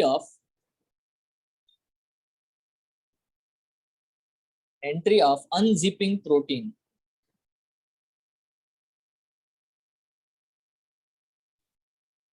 ठीक है, मतलब एंजाइम जिसको हम लोग बोलते बेटा हेलिकेज। तो एक हेलिकेज नाम का एंजाइम आता है क्योंकि ये डीएनए के हेलिक्स को ब्रेक करता है, हाइड्रोजन बॉन्ड्स को ब्रेक करता है, ठीक है। ये क्या करेगा, तो ये एंट्री मारेगा, इधर अंदर घुस जाएगा, ठीक है, एंट्री मारेगा इधर, और जैसे एंट्री मारता है वो निक को बंद कर देते हैं। आप देखो उसको कैसे दिखेगा बाद में, ठीक है, ये देखो, ये डीएनए अभी आपको ऐसा दिखाई देगा, वही सेम डीएनए है, यहाँ पे अभी भी स्ट्रैंड्स अटैच्ड है। तो ये दोनों तरफ बेटा क्या करता है, देखो, ये है हेलिकेज नाम का एंजाइम, इधर भी बेटा हेलिकेज नाम का एंजाइम है, और यहाँ जो बॉन्ड्स है ना, यहाँ पे जो फर्स्ट है ना, जो भी बेटा नाइट्रोजनस बेसेस है उनको उन्होंने ब्रेक कर दिया है, ठीक है। तो इसीलिए हेलिकेज को हम लोग अनजिप प्रोटीन कहते हैं, अनजिपिंग प्रोटीन, ठीक है। वो हाइड्रोजन बॉन्ड्स को ब्रेक करता है, it breaks the hydrogen bonds, ठीक है, और सिंगल स्ट्रैंडेड डीएनए बनाना शुरू कर देता है। आप नोटिस करो कि ये है 5 डैश, ये है 3 डैश, ये है 3 डैश, ये है 5 डैश। इसका मतलब ऐसे ओपन होता हो चला जाएगा, और अल्टीमेटली आपको, है ना, यू विल, है ना, वी गेट रेप्लिकेशन आई, इसको रेप्लिकेशन आई और रेप्लिकेशन बबल कहते हैं। सो जस्ट रेप्लिकेशन आई। तो आप थोड़ा डायग्राम देख लो, आप लोग यहाँ पे देखो, डीएनए बहुत लेंदी है, तो यहाँ पे आपको देखने को मिल रहा है बच्चों कि इस तरह से डीएनए जो है ओपन हो जाता है दोनों तरफ से। यहाँ पे अभी भी वो अटैच्ड है, ठीक है, बट ये हेलिकेज एंजाइम जो होते हैं वो हाइड्रोजन बॉन्ड्स को ब्रेक करते करते आगे बढ़ते, दोनों बाय डायरेक्शन में, दोनों डायरेक्शन में आपको बेटा आपको देखने को मिलेगा, क्योंकि डीएनए बहुत ज्यादा लेंदी है। तो आपको देखने को मिलेगा कि यार, है ना, डबल स्ट्रैंडेड डीएनए में आपको सिंगल स्ट्रैंडेड नेचर आपको शो करने को मिल रहा है। और ये कौन है रे जो आगे आगे बढ़ रहे हैं, हाइड्रोजन को बॉन्ड को तोड़ते, हेलिकेज नाम का एंजाइम, ठीक है। नाउ मैं आप सबसे क्वेश्चन पूछना चाहूंगा कि अगर ये आगे आगे बढ़ते चले गए तो बेटा ऐसा नहीं होगा कि ये पीछे वाले दोनों एक दूसरे से फिर से चिपक जाएंगे, यस और नो, है ना, ऐसा हो सकता है। इसीलिए अब यहाँ पे हमारी सेल में क्या होता है, चलो नोटिस करो, ठीक है, हम लोग बोलते हैं सिंगल स्ट्रैंड बाइंडिंग प्रोटीन, ठीक है, बाइंडिंग प्रोटीन जिनको हम लोग बोलते हैं SSBP, ठीक है।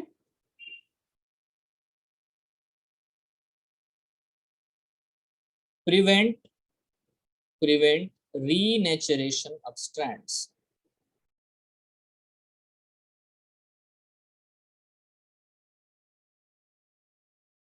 तो क्या होगा, यहाँ पे इस डायग्राम में हम लोग एक और चीज ऐड कर देते हैं।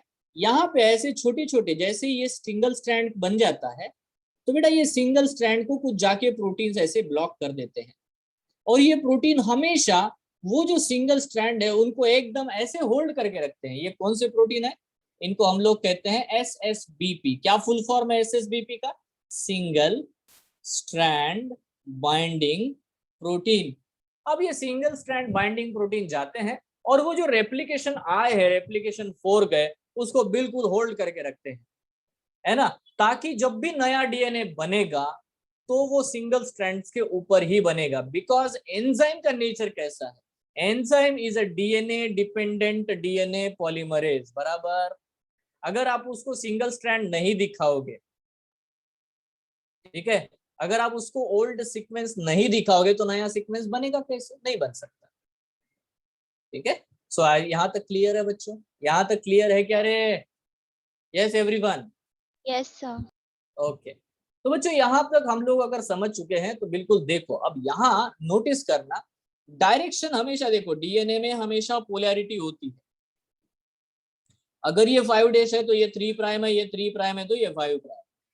बट अब थोड़ा सा नोटिस और करते हैं, होता क्या है, अगर हम लोग यहाँ पे देखें, इस स्ट्रक्चर को बड़े ध्यान से देखना। अब क्योंकि आपको समझ में आए इसीलिए मैंने ये सब कुछ बनाया ऐसे, बट रियलिटी क्या है? डीएनए तो हेलिकली कॉइल्ड है, करेक्ट है कि नहीं? ऐसा है ना? यस है ना? Sir. DNA is helically coiled. अगर सपोज यहाँ से ओपन होना शुरू हो गया, अगर यहाँ इधर बेटा ये ओपन हो रहा है, यहाँ हेलिकेज इसको निकाल तोड़ते जा रहा है, इधर भी हेलिकेज, तो यहाँ पे क्या होता है, इस साइड में, मतलब जहां जहां आगे आगे बढ़ रहा है ना, तो यहाँ टॉर्शन बढ़ता है, डीएनए और सुपर कॉइल होना शुरू हो जाता है।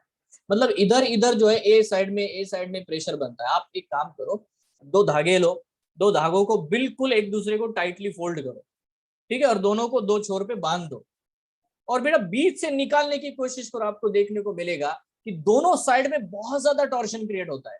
क्या अभी करके देखना, ऐसा ऐसा होगा? और ऐसा अगर होता है तो देखो, ये तो हेलिकेज तो रुकने से रहे, हेलिकोज रुकने का वाला काम नहीं है बेटा, हेलिकेज विल नॉट स्टॉप। तो अगर ऐसा होता रह गया, सुपर कॉइलिंग होगी, तो इधर साइड का डीएनए डैमेज हो जाएगा, टूट जाएगा। ठीक है, तो रेप्लिकेशन करने गए, है ना, वो तो बाजू में रह गया, नया बनाने का रह गया, पुराना खत्म हो जाएगा। सो यहाँ पे रोल आता है और अलग कुछ एंजाइम्स का। ठीक है, अब देखो यहाँ पे क्या होता है, हम लोग बात करते हैं एंजाइम को बोलते हैं टोपोआइसोमरेज। ठीक है, टोपोआइसोमरेज 2 प्रकार के हैं। ठीक है, बैक्टीरिया में हम लोग इनको बोलते हैं गायरेज, गायरेशंस होते हैं। टोपोआइसोमरेज reduces the negative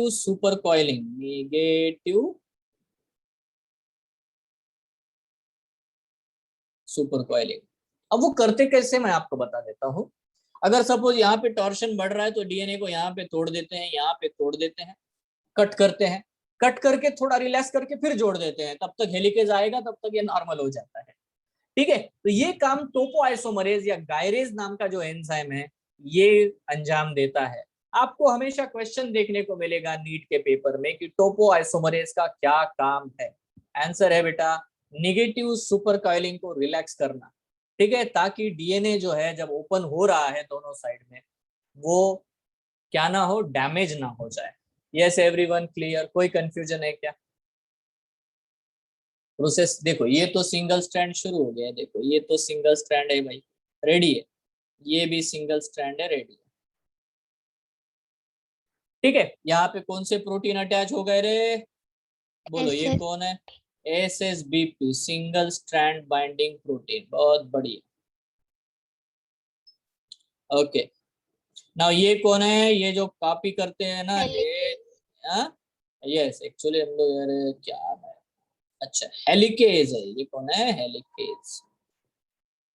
ठीक है, यहाँ पे जो टॉर्शंस को तोड़ेंगे वो कौन है बच्चों? टोपोआइसोमरेज। इधर भी है तो टोपोआइसोमरेज या गायरेज। ठीक है, उसके बेटे थोड़ा डिटेल है उसका, टोपोआइसोमरेज 1 टोपो, तो ज्यादा एंजाइम बोलने से प्रोसेस समझ में नहीं आती। तो यहाँ तक आपको क्लियर होना चाहिए। नाउ अब रियल कहानी शुरू होती है।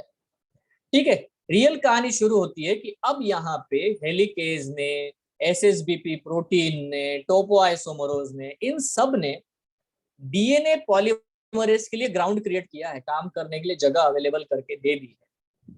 ठीक है, नाउ क्या ये ऐसे ही होता है? Let's understand this. ठीक है, अब आते हैं बेटा, यहाँ पे आपको इनिशिएशन समझ में आया?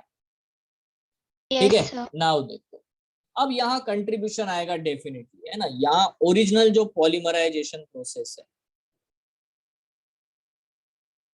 ठीक है, जो भी मतलब रेप्लिकेशन है, उसमें 3 स्टेप होंगे। एक होगी बच्चा इनिशिएशन, दूसरा होगा बेटा इलोंगेशन, ठीक है, और तीसरा बोल सकते हैं हम टर्मिनेशन। वैसे टर्मिनेशन की यहाँ कोई जरूरत होती नहीं है ना। सो देखो, यहाँ पे एक्चुअली टर्मिनेशन की वैसे कोई जरूरत नहीं, बट इनिशिएशन और इलोंगेशन, ये 2 काम आपको देखने को मिलेंगे। नाउ बड़े ध्यान से सुनना।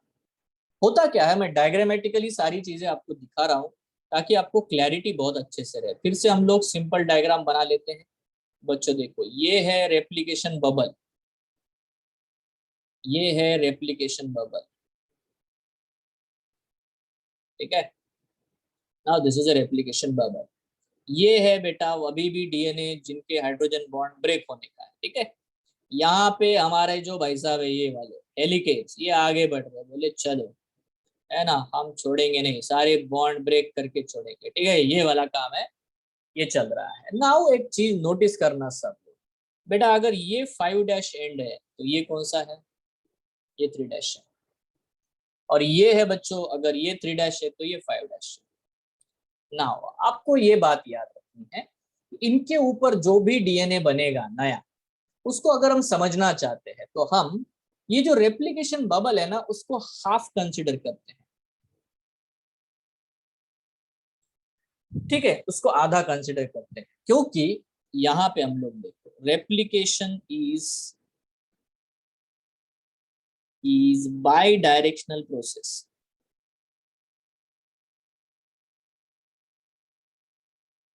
कितने लोगों को समझ में आ रहा है मैंने बाय डायरेक्शनल क्यों लिखा?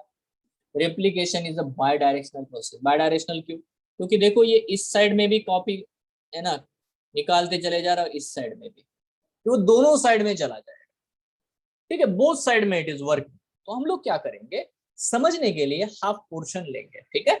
यस एवरीवन, क्या करेंगे बेटा? हाफ पोर्शन लेंगे। अगर हम उसका हाफ पोर्शन लेते हैं तो यहाँ पे ये डायग्राम हमें देखने को मिलेगी। Let's see this is.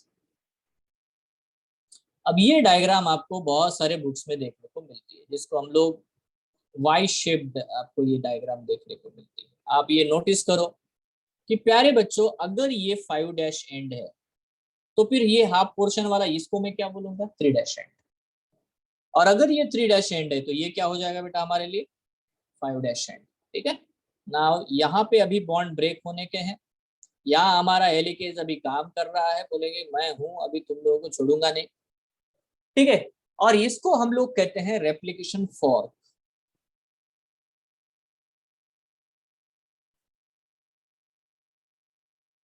ठीक है, और it's a Y shaped fork, whatever, ठीक है। तो इसको बोलते हैं रेप्लिकेशन फॉर्क। रेप्लिकेशन फॉर्क का मतलब ही है रेप्लिकेशन आई या बबल का हाफ पोर्शन। मतलब देखो, अगर मैंने इसको 5 डैश एंड माना तो ये वाला एंड क्या हो जाएगा बेटा मेरे लिए? 3 डैश एंड।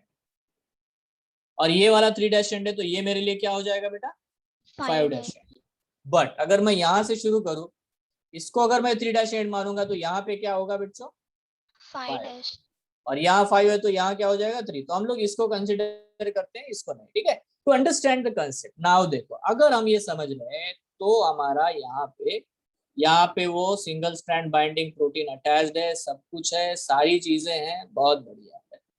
बट देखो, अब इनिशिएशन जब होता है, यहाँ पे जो कुछ भी बेटा बेसिस लगे हुए ATCG जो भी सीक्वेंस है उसकी तो कॉपी करनी है, यहाँ पे भी जो सीक्वेंसेस है उसकी कॉपी करनी है। सब लोग बहुत ही ध्यान से सुनना जो मैं कहने जा रहा हूँ। मैं एक ही स्टेटमेंट को 5 या 10 टाइम्स रिपीट करता हूँ, इस स्टेटमेंट को, क्योंकि अगर ये स्टेटमेंट आपने सही ढंग से पकड़ा तो पूरा रेप्लिकेशन आपको समझ में आएगा। Now understand this. पहला पॉइंट है कि डीएनए पॉलीमरेज में पॉलीमराइजेशन की प्रॉपर्टी है, बट इनिशिएशन की नहीं। वो शुरुआत नहीं कर सकता, वो शुरुआत नहीं कर सकता, है ना। वो पूरा आखिरी तक पॉलीमराइजेशन करा देगा, बट उसको इनिशियल कोई ना कोई ऐसा फ्रेगमेंट चाहिए जिसका OH ग्रुप फ्री हो, तभी वो नए नए न्यूक्लियोटाइड अटैच करना शुरू करे। तो होता क्या है यहाँ पे, ठीक है, सबसे पहले बेटा ध्यान से सुनना कि एक हम लोग यूज करते हैं छोटा सा टुकड़ा आरएनए का। ये आरएनए का टुकड़ा है जो सपोज अगर यहाँ पे ए है तो बेटा यहाँ पे यू लेके आएगा, यहाँ पे टी है तो यहाँ पे ए होगा, यहाँ पे सी है तो यहाँ पे जी होगा, इस तरह से। तो एक छोटा सा आरएनए टुकड़ा बेटा सबसे पहले लगता है। इस आरएनए के टुकड़े को हम लोग बोलते बेटा आरएनए प्राइमर। सबसे पहले आरएनए प्राइमर अटैच हो जाए। और आप तो जानते हो कि पॉलीपेप्टाइड बॉन्ड जो है हमेशा यहाँ पे देखो OH ग्रुप फ्री रहेगा तो फिर फास्फोडाइस्टर बॉन्ड बनता चला जाएगा। मैंने आपको लास्ट क्लासेस में समझाया कि हमेशा नया न्यूक्लियोटाइड है ना 5 प्राइम की तरफ कभी अटैच नहीं होता, 3 प्राइम की तरफ अटैच होता है।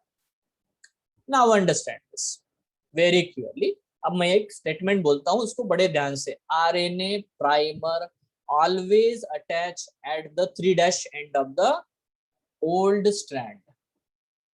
ठीक है, RNA primer always attach eight 3' of the old strand. RNA primer हमेशा ओल्ड स्ट्रैंड के 3' पे ही अटैच होता है। आरएनए प्राइमर हमेशा ओल्ड स्ट्रैंड के 3' पे ही अटैच होता है। आरएनए प्राइमर हमेशा ओल्ड स्ट्रैंड के या टेम्पलेट स्ट्रैंड जिसको बोलते हैं, टेम्पलेट है ना वो जिसको कॉपी किया जाएगा, ओल्ड स्ट्रैंड के 3' एंड के ऊपर ही अटैच होता है। क्लियर है क्या रे? Now I will ask you question, बेटा आरएनए प्राइमर कहाँ अटैच होता है रे? आरएनए प्राइमर कहाँ बाइंड होता है, ये इतना ही समझाना है। आरएनए प्राइमर कहाँ अटैच होता है? तो आरएनए प्राइमर हमेशा 3' एंड पे ही अटैच होता है। नाउ सर आरएनए प्राइमर की रिक्वायरमेंट क्या है? कुछ नहीं, आरएनए प्राइमर की रिक्वायरमेंट है कि डीएनए पॉलीमरेज में कभी भी इनिशिएशन करने की कोई ताकत नहीं है, कोई गुंजाइश नहीं है। तो यहाँ पे एक एंजाइम आता है जिसका नाम है बेटा आरएनए प्राइमेज। ठीक है, आरएनए प्राइमेज नाम का एंजाइम का रोल है। आरएनए प्राइमेज आरएनए प्राइमर को बनवाता भी है और यहाँ पे आप पे चिपका भी देता है। चलो जाओ जहां पे 3' एंड है वहां जाके चिपक जाओ। ठीक है, अब देखो अगर जो भी स्ट्रैंड बेटा यहाँ पे चिपक गया तो डेफिनेटली अगर ये 3' है तो ये उसका 5' होगा। जो भी स्ट्रैंड आया है वहां पे अगर ये इधर 3 है तो ये 5 होगा ना? यस और नो? है ना, क्योंकि हमेशा एंटी पैरेलल नेचर होता ही है। ठीक, अब क्या होगा, अभी रोल आएगा, अभी दौड़ दौड़ के आएगा। कौन आएगा? दौड़ दौड़ के भाग भाग के, है ना, दौड़ दौड़ के भाग भाग के आएगा बेटा। ये आ गया एंजाइम, बोले आ गया, मैं बताओ OH ग्रुप दिख रहा है मेरे को, हाँ प्राइमर का। अभी मैं नए नए न्यूक्लियोटाइड अटैच करूंगा और ये करके ये डायरेक्टली बेटा शुरू हो जाता है तुरंत। मतलब बेटा यहाँ पे जो जो स्ट्रैंड है वो आगे आगे आगे आगे आगे आगे बढ़ाता चला जाएगा नया। तो ये है ओल्ड स्ट्रैंड, ये है ओल्ड स्ट्रैंड, उसके ऊपर बेटा न्यू स्ट्रैंड बनना शुरू हो चुका है। ओल्ड स्ट्रैंड है उसके ऊपर न्यू स्ट्रैंड बनना शुरू हो गया। बिल्कुल सिंपल, समझ में आ रहा है ना? जो मॉलिक्यूल है वो क्या है? क्या सर वो मॉलिक्यूल OH की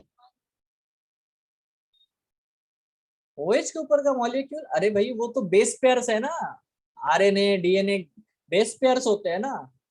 लास्ट क्लास में हमने क्या पढ़ा? फिर हम बेस पेयरिंग की तो बात करते हैं, कॉम्प्लीमेंट्री नेचर के बारे में बात करते हैं ना।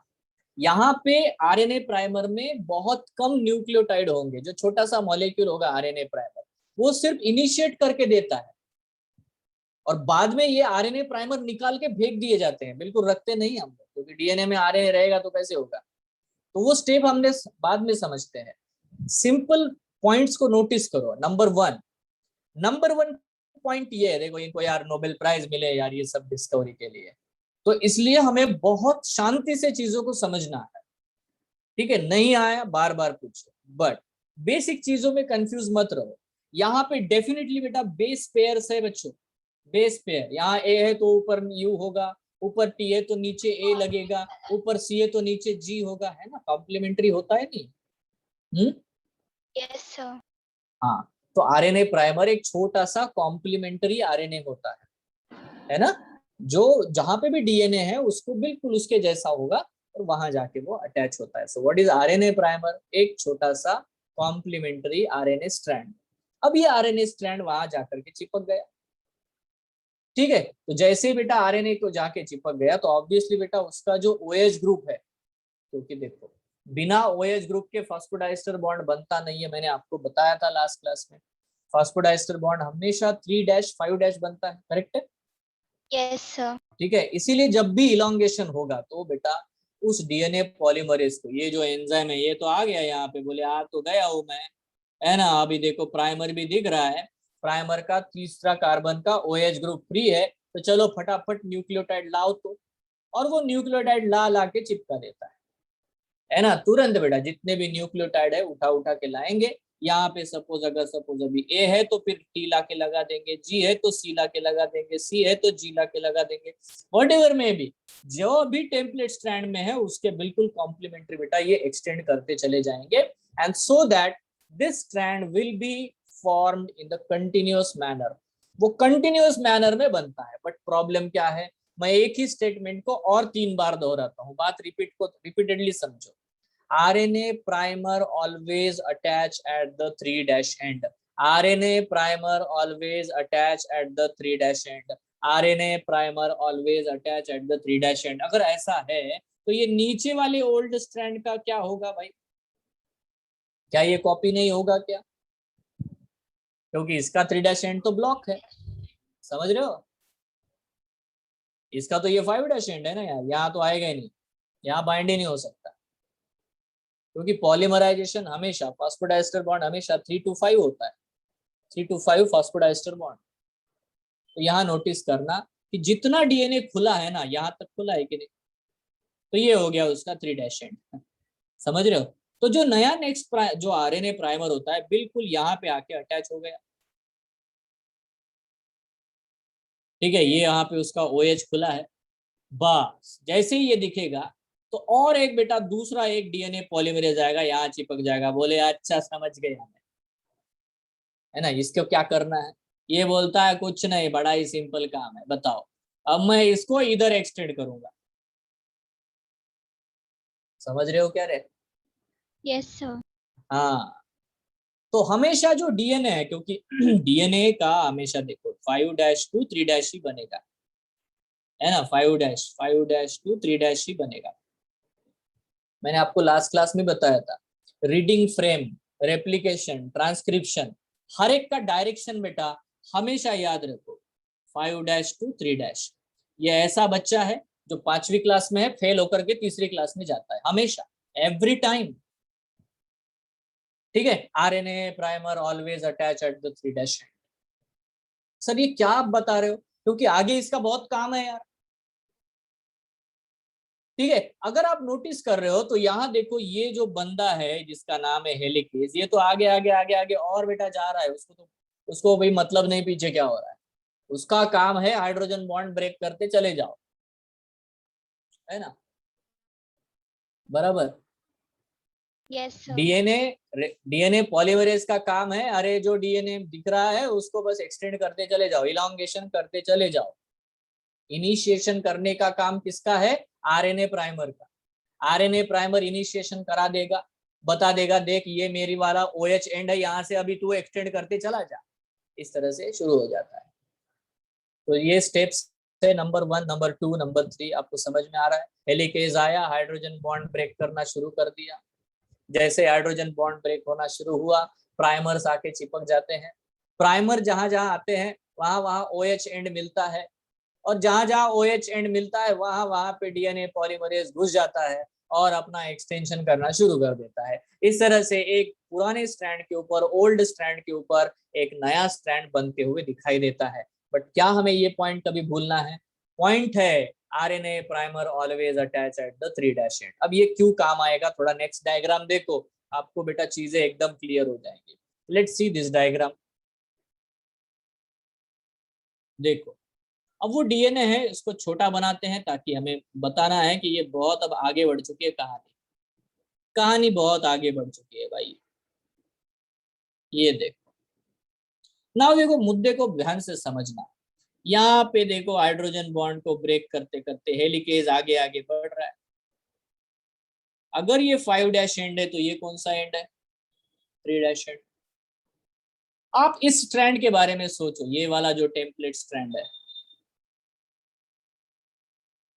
इस टेम्पलेट के बारे में सोचो। जस्ट इसके ऊपर ये वाला जो नीचे वाला है 3' to 5', इसके बारे में हम बाद में बात करते हैं। Let's understand. RNA primer always attach at the 3' and. तो आरएनए प्राइमर यहाँ आके चिपक गया था भाई, पहला ही जो था ये वाला ही है ना, ये।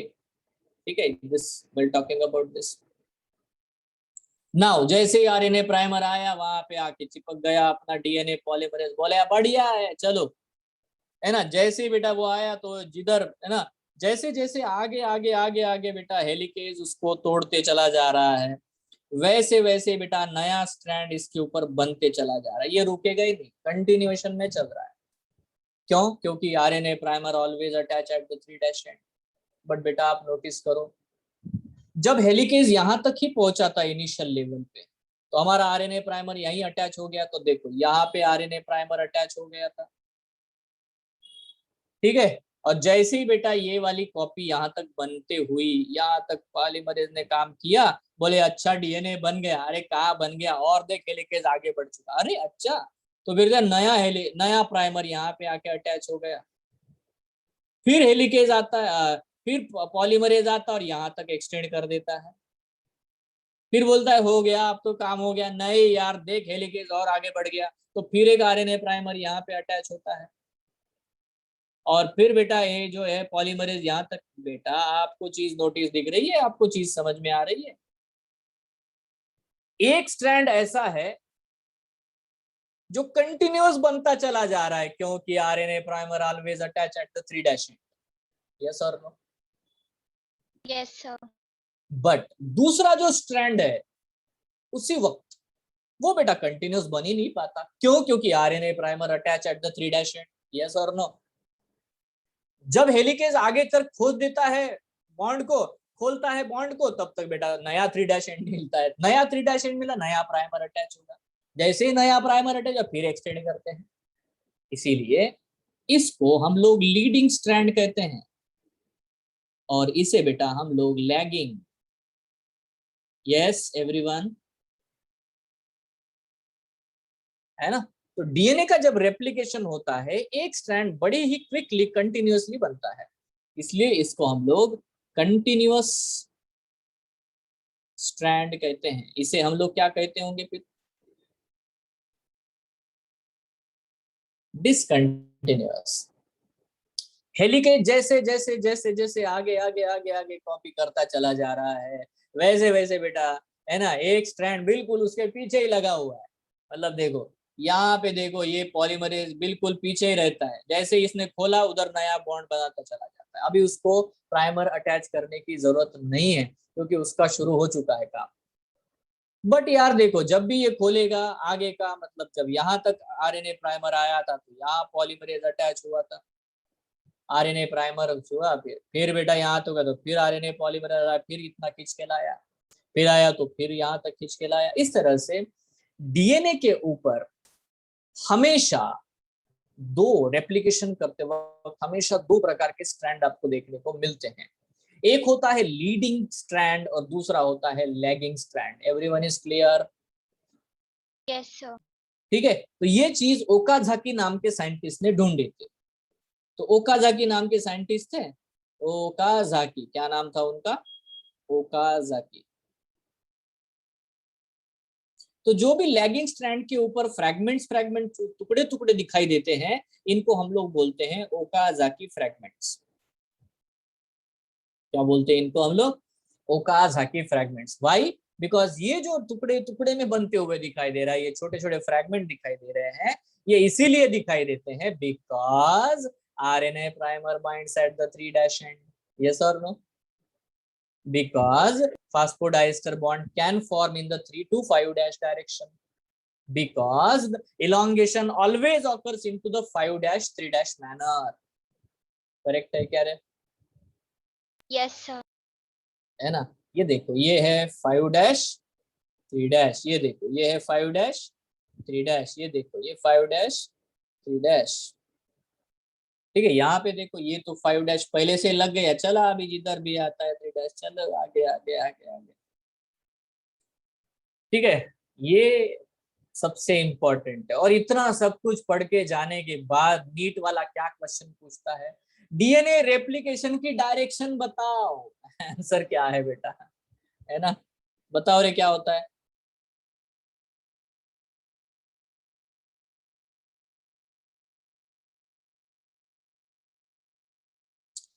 बताओ ना, डीएनए रेप्लिकेशन का डायरेक्शन क्या है? It's always 5-2 3-। नए स्ट्रैंड के हिसाब से बोलना है, ओल्ड स्ट्रैंड के हिसाब से नहीं, क्योंकि पॉलीमराइजेशन हमेशा 5-2 3- ही होगा, always. Yes everyone? Yes, sir. Question पूछो, बहुत जरूरी है यहाँ पे। अब यहाँ पे काम खत्म नहीं हुआ। अभी काम क्यों नहीं खत्म हुआ? सर ये डीएनए तो सही डीएनए नहीं लग रहा, क्यों रे?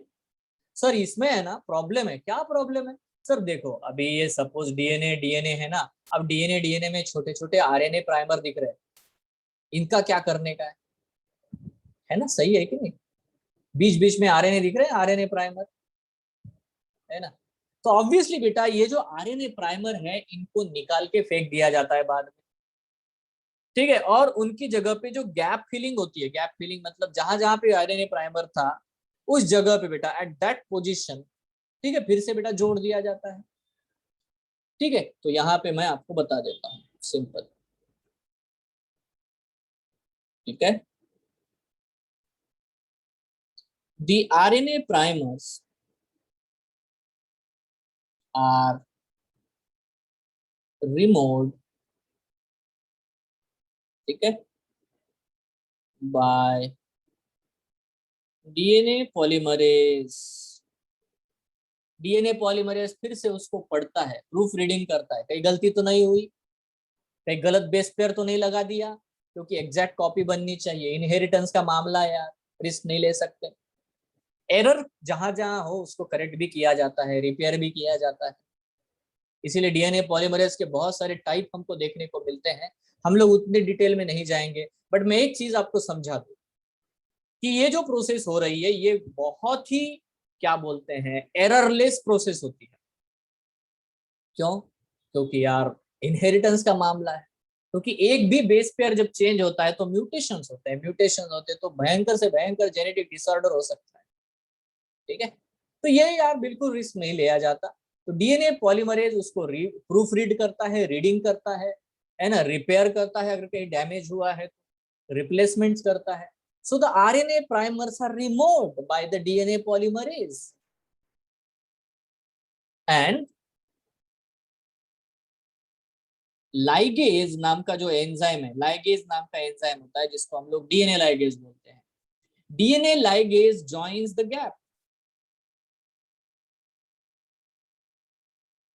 तो देखो, अगर यहां से अगर हम प्राइमर हटा देंगे तो यार ये गैप आ जाएगी, यहाँ से प्राइमर हटा देंगे तो गैप आ जाएगी, यहाँ से प्राइमर तो गैप आएगी ना। जो जो गैप, जहां जहां गैप बनती है बेटा, अगर वो गैप है तो उसको फिल करने का काम कौन सा एंजाइम करता है? अब ये एक एक्सपेक्टेड क्वेश्चन है।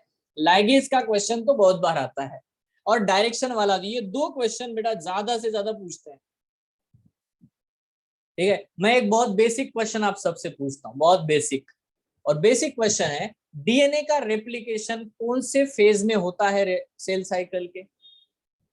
बताओ Mental. तो। एस फेज, एस फेज पढ़ा होगा, G1 G2 S, है कि नहीं? Yes, sir.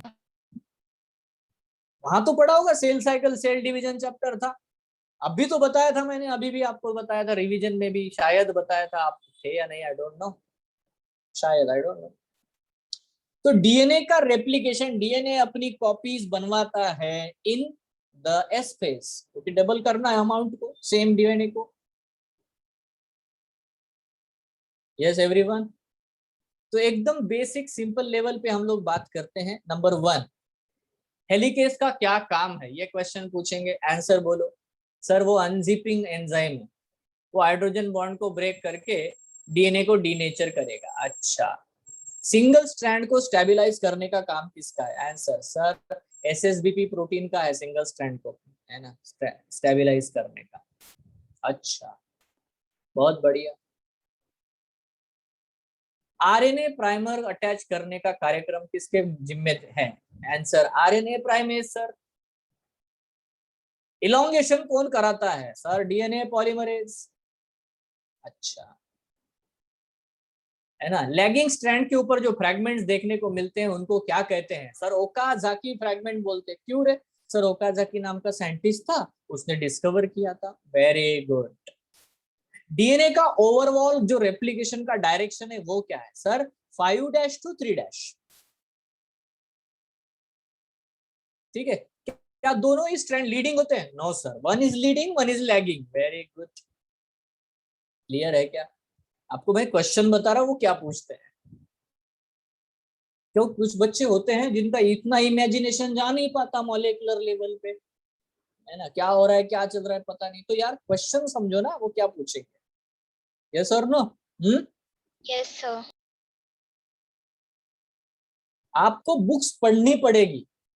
If you go and see the YouTube and watch the animation to understand this, you can not understand. करो बेटा, ये है ना, समझ रहे हो बेटा। Yes, sir.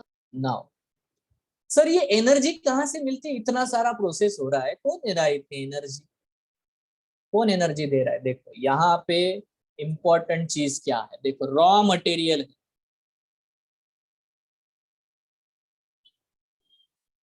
डीएनए में रॉ मटेरियल कौन है भाई, कौन जाके अटैच हो रहा है, न्यूक्लियोटाइड्स ना।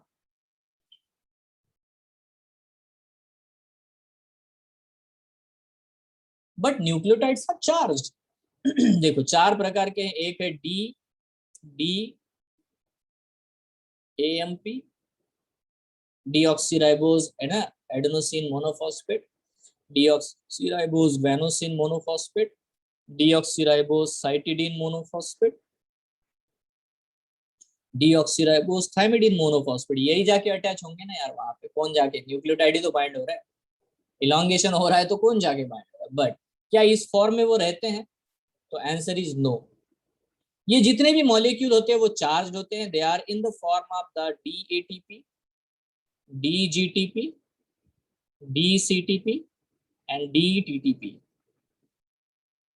तो ये होते हैं charged nucleotides which are charged, that means energized. मतलब अगर ये डीएनए रेप्लिकेशन हो रहा है, यहां पे अगर एडेनिन लगा हुआ है,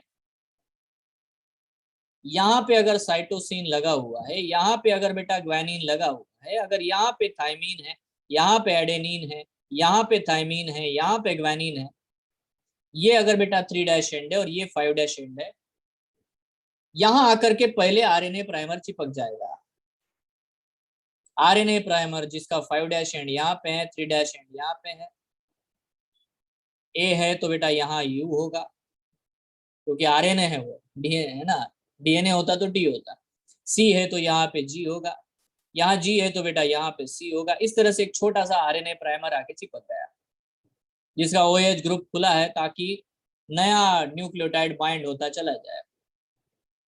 अब यहाँ पे दौड़ दौड़ के भाग भाग के अपना पॉलीमरेज आता है, चलो आ गया, ओएच ग्रुप दिख रहा है, चलो अब मैं यहाँ पे एक्सटेंशन करता हूँ।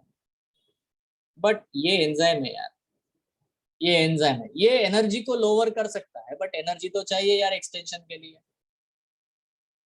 ठीक है, तो उसी बाजू में न्यूक्लियस में ये प्रोसेस हो रही है, तो वहां पे बेटा बहुत सारे अमाउंट में, देखो क्योंकि यहाँ टी है तो बताओ यहाँ पे क्या लगेगा रे, यहाँ थाइमिडीन है तो यहाँ पे कौन सा पहला लगाया जाएगा, adenine monophosphate, adenine monophosphate nucleotide लगेगा, बराबर है।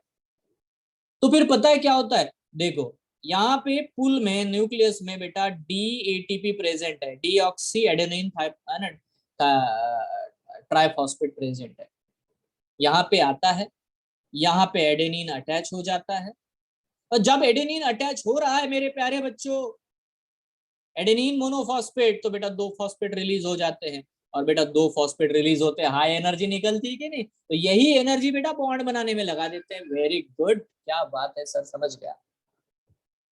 तो आपको क्वेश्चन आएगा बहुत ज्यादा डिफिकल्ट, तो ये कि जो भी इलॉन्गेशन प्रोसेस होती है उसको एनर्जी कौन देता है, आंसर क्या है पता है, खुद न्यूक्लियोटाइड देता है यार। यस और नो? Yes, sir. बहुत बढ़िया, है ना, खुद न्यूक्लियोटाइड खुद जाके बोलता है अरे यार मेरे पास एक्स्ट्रा एनर्जी है, ये मेरे से पैसे ले ले पर मेरे को पहुंचा दे, ऐसा है वो। ठीक है, तो ये एनर्जी बेटा वो खर्चा करते हैं, एंजाइम उनको ये एनर्जी लिबरेट कराने में और उसको यूटिलाइज करने में मदद करता है, और वो एंजाइम इस एडेनिन को, यहाँ पे अभी एडेनिन है तो यहाँ पे थाइमिडीन मोनोफॉस्फेट आके चिपक जाएगा, यहाँ पे थाइमीन है तो फिर से एक एडेनिन आकर के चिपक जाएगा, यहाँ पे ग्वानिन है तो बेटा यहाँ पे फिर से एक साइटिडीन, ऐसे करके बेटा आगे आगे आगे आगे 3' एंड की तरफ बॉन्ड बढ़ते चले जाते हैं और एक्सटेंशन होते चला जाता है। तो ये है ओल्ड स्ट्रैंड जिसको कॉपी किया जा रहा है, और ये है बच्चों न्यू स्ट्रैंड जो बनता चला जा रहा है। और इस तरह से नया डीएनए जब भी बनता है वो सेमी कंजर्वेटिव होता है, उसमें हमेशा एक ओल्ड स्ट्रैंड और एक न्यू स्ट्रैंड होता है। क्या ये आपको क्लियर है? Yes, sir. यस ना, बहुत बढ़िया है, फिर मुद्दा ही क्लियर है यार। ठीक है, तो ये सारी बातें होती है, इसमें बहुत सारे मतलब देखो इसमें बताने के लिए, है ना, न जाने कितने पॉइंट है, बट क्वेश्चन आता है कि यार आपको इतना पूछते भी है क्या वो, नहीं।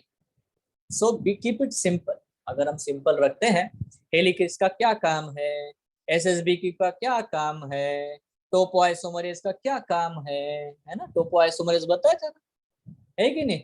फिर अब मैं एक बढ़िया चीज आपको दिखाना चाहता हूँ, बड़ा ध्यान से देखो होता क्या है, बड़े ध्यान से सब लोग देखना। यहाँ पे आप नोटिस करो बच्चों कि यार इतना लंबा सा डीएनए है, ये देखो ये बहुत लेंदी डीएनए है ना। अब इसमें हमने जो डायग्राम बनाई थी सर, जो आप डायरेक्शन बता रहे हो ये क्या है, बड़ा ध्यान से देखना। अब ये ओपन कर दिया हम लोगों ने, ठीक है, अब ओपन कर दिया तो आप बोल रहे हो सर इधर भी जाता है रेप्लिकेट होते होते, इधर भी जाता है रेप्लिकेट, बिल्कुल सही है। अब मैंने आपको रेप्लिकेशन फोर्क दिखाया, ठीक है। अब मैं जो भी है ना कलर्स यूज करता हूँ, कलर से समझ लेना आप लोग। देखो मैंने क्या किया, यहां से शुरू किया और ऐसा एरो बनाया, बताओ ये लीडिंग है कि लैगिंग है? लीडिंग है, क्योंकि ये उसका 3' एंड है। बट ठीक है, ये कौन सा है बेटा, ये क्या होगा बताओ, यहाँ पे समझ में आ जाएगा ये क्या है बताओ, लैगिंग है। बट ठीक है, यहाँ देखो ये 5' है तो ये 3' है, ये 3' है तो ये 5' है। नाउ अंडरस्टैंड, मैं दूसरे कलर यूज करता हूँ। देखो बेटा यहाँ अगर 5' है तो 3' होता, बट वैसा है नहीं यहाँ पे एक्चुअली, क्योंकि ये देखो इधर 5' है तो ये वाला एंड क्या होगा, this must be the 3' and this must be the 5'। अगर ये 5' है तो बेटा यहाँ पे आप देखोगे कि यहाँ जो एंड आ रहा है ये 3' है। तो बच्चों यहाँ पे नोटिस करना, ये एक्चुअली लीडिंग है नीचे वाले स्ट्रैंड का, क्योंकि RNA primer always attach at the 3' and, correct है कि नहीं? Yes, है sir. ना, हाँ। ठीक है, ये चला हेलिकेज इधर, चलो हेलिकेज काटते काटते आगे आगे बढ़ा। तो बच्चों यहाँ नोटिस करो कि यार ये सर फिर इसका मतलब ये वाला जो है ओहो, तो ये लैगिंग है, हाँ ये लैगिंग है।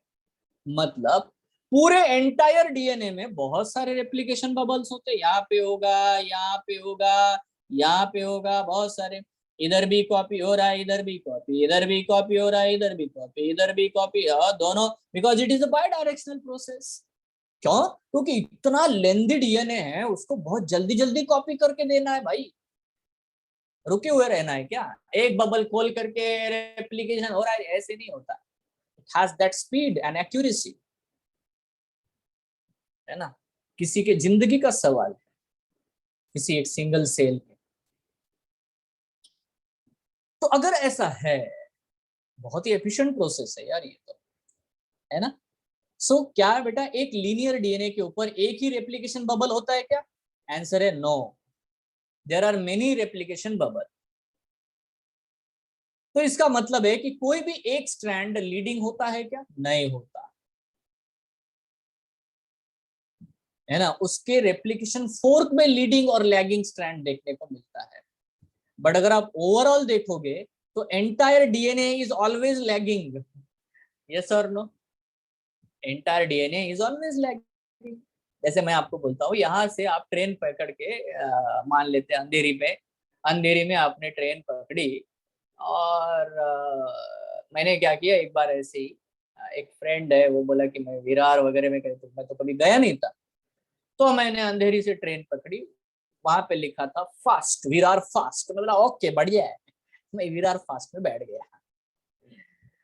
Now understand this, very simple है। अब यार वो तो बोरीवली तक ऐसे फास्ट एकदम धुआंधार भाग के चली गई, तुरंत बोरीवली आया। मैं सोचा यार जल्दी ही पहुंच जाऊंगा, नो प्रॉब्लम एट ऑल। तो बेटा मतलब अंधेरी से बोरीवली तक लीडिंग स्ट्रैंड चल रहा था, leading strand. But after Borivali पता नहीं क्या क्या स्टेशन आने लगे, बहुत सारे स्टेशन, और हर स्टेशन पे ट्रेन रुक रही थी। तो मुझे समझ में नहीं आया, मैंने पूछा भाई हो क्या रहा है? तो बेटा पता चला कि यार है ना, after Borivali it is slow train. Yes, Andheri से वो फास्ट है। तो बेटा ओवरऑल वो स्लो ट्रेन है कि फास्ट है? बताओ बेटा, ओवरऑल वो ट्रेन स्लो है कि फास्ट है? The answer is slow. Fast होती तो बिल्कुल विहार पे रुकती थी डायरेक्ट, है कि नहीं? तो इसलिए बेटा क्वेश्चन आएगा कि डीएनए रेप्लिकेशन कैसा होता है। याद रखना ये, डीएनए रेप्लिकेशन इज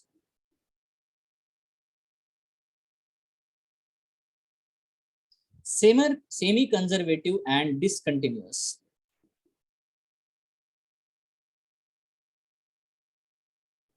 अगर आप ओवरऑल प्रोसेस को देखोगे तो कोई भी स्ट्रैंड पूरी तरह से लीडिंग नहीं होता, मतलब एंटायर डीएनए स्ट्रैंड नहीं होता। फोर्क के लिए हम लोग बोलते हैं हाँ ये इतना लीडिंग स्ट्रैंड है न्यू वाला, और ये। बट अगर आप ओवरऑल देखोगे तो एंटायर प्रोसेस बेटा, एंटायर प्रोसेस में दोनों ही स्ट्रैंड के ऊपर आपको लैगिंग देखने को मिलते हैं, इसीलिए वो डिसकंटिन्यूटी शो करता है। क्लियर है क्या रे? तो entire DNA replication is not continuous, it is discontinuous. तो ये क्वेश्चन आपको तीन चार बार देखने को मिलता है। याद रखो, स्ट्रैंड कंटिन्यूअस हो सकता है जहां 3 प्राइम से शुरू हो रहा है, 3 डैश एंड से, बट ठीक है, जो एंटायर डीएनए स्ट्रैंड टेम्पलेट होता है बेटा वो हमेशा डिसकंटिन्यूअस होगा। Is it clear? Yes sir. बहुत बढ़िया यार। सर टोटल डीएनए में कितने बबल्स होते हैं? क्या? नहीं, ये डिपेंड करता है, ऐसा कुछ कंपलसरी पिक्यूलर बिल्कुल भी नहीं है, इट डिपेंड्स। ठीक है, कौन सा स्पीसीज है, कौन सा डीएनए है। अब हमारा डीएनए उतना क्विकली डिवाइड नहीं करता जितना इस्चेरिचिया कोलाई बैक्टीरिया का करता है। ठीक है, ये तो डिपेंड करता है बच्चों। तो यहाँ तक बच्चों सबको क्लियर है क्या रे? Yes sir. डीएनए रेप्लिकेशन, मैंने सारे क्वेश्चंस बताए, उनके आंसर भी बताए, और क्वेश्चन आंसर इंपॉर्टेंट है more than the concept. Because जितना आप ऐसी चीजों को देखोगे, पढ़ोगे उतना उसकी क्लैरिटी आती चली जाती है। मतलब मैं ये नहीं चाहता हाँ सर एकदम से, ठीक है, नहीं, don't do that. Just understand कि बेसिक्स क्या है, बेसिक्स पे बहुत इंपॉर्टेंस है बेटा। Now let's understand one another point. देखो एक सीधा सा और सिंपल सा पॉइंट मैं यहाँ पे बताना चाहता हूँ, उसको बोलते हैं बच्चों theta replication. Now what is this यार, है ना, चलो थोड़ा सा इसको लिख लेते हैं, थीटा रेप्लिकेशन।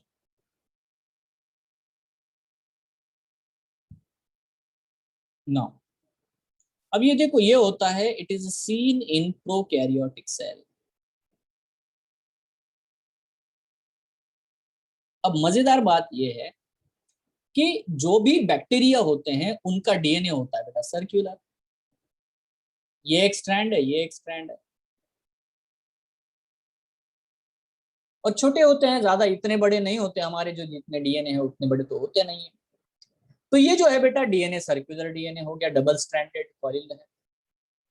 ठीक है। अब जब इसका क्या होता है, कहीं पे एक ही जगह पे ORI साइट होता है, ORI मतलब रेप्लिकेशन का ओरिजिन साइट।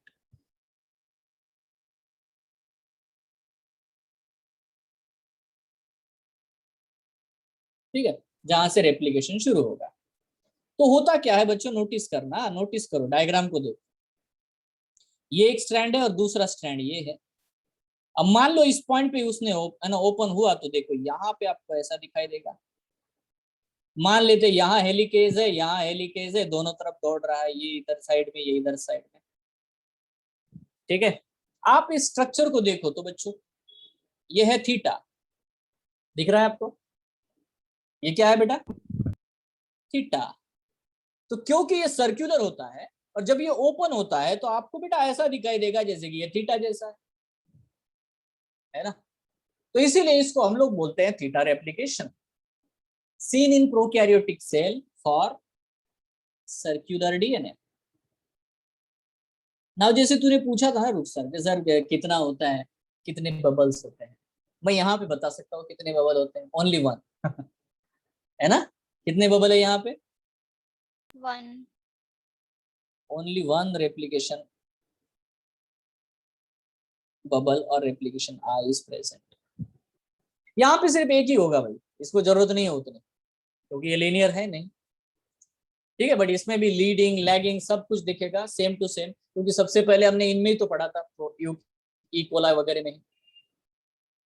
ठीक है, तो एक ही रेप्लिकेशन बबल होता है। पहले हम लोग ये मानते थे कि इनमें जो रेप्लिकेशन होता है वो यूनिडायरेक्शनल है। यूनिडायरेक्शनल मतलब एक ही डायरेक्शन में होगा, इधर ही बस। बट बाद में मतलब हम लोग अब जानते हैं कि ये दोनों डायरेक्शन में होता है, दोनों तरफ से कॉपी होते होते होते होते चलता है। मतलब अगर आप नोटिस करोगे तो, मतलब अगर रेड कलर वाला यूज करेंगे तो यहाँ पे हम लोग देखेंगे इस तरह से फॉर्म जो है आपको दिखाई देगा, लीडिंग लैगिंग आपको देखने को मिलेगा लाइक दिस। ठीक है, तो आपको बेटा ये चीज देखने को मिलेगी बिल्कुल clearly in the prokaryotic cell. इसी को हम लोग थीटा रेप्लिकेशन इसीलिए कहते हैं, because it appears like a theta, that's it. Anyone have problem, you can ask me. ठीक है, अब इसके बाद में बहुत सारे मुद्दे हैं, मतलब इवन टेलोमरेज का भी एक रोल आता है। ठीक है, बट उतना हम लोग नहीं डिस्कस करेंगे, उतना पूछते भी नहीं है आपको। बहुत ज्यादा डिटेलिंग होती है बेटा हर चीज की, जितना आप डेप्थ में जाओ, क्योंकि मॉलिक्यूलर बायोलॉजी का कोई एंड ही नहीं है यार, गजब का है पूरा, बेसिक में बेसिक है, बेसिक में कंसेप्ट है।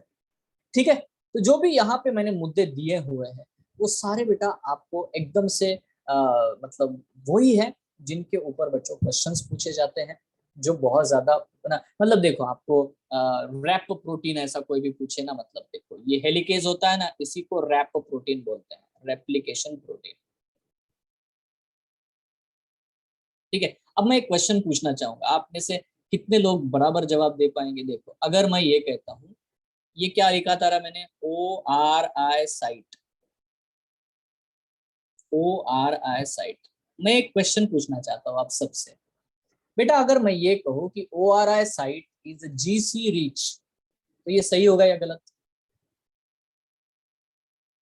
ORI site is a GC reach. GC reach का मतलब क्या होता है कि जहां पे ओरिजिन होता है रेप्लिकेशन का, वहां पे बहुत ज्यादा G और C के पेयर होते हैं, मतलब GC पेयर होता है।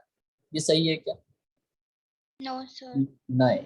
ठीक है, एक्चुअली आपको ये याद रखना है कि ORI site is AT reach. अब ऐसा क्यों होगा बताओ?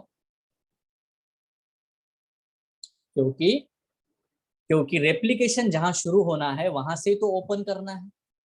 तो अगर A और T रहा तो मतलब डबल बॉन्ड ज्यादा रहते हैं और उनको ओपन कर पाना आसान है। अगर GC रीच हो गया, GC बहुत ज्यादा कंटेंट है, तो बेटा ORI साइट को ओपन करने के लिए उतनी ही ज्यादा ताकत लगानी पड़ेगी एंजाइम को। यस और नो? तो ORI साइट मतलब origin of replication have a more content of AT than GC. ठीक है, so I will write down here origin of replication site have more AT than GC. ठीक है, सो इसीलिए हम लोग बोलते हैं ORI site is 80 reach. Yes everyone, है ना।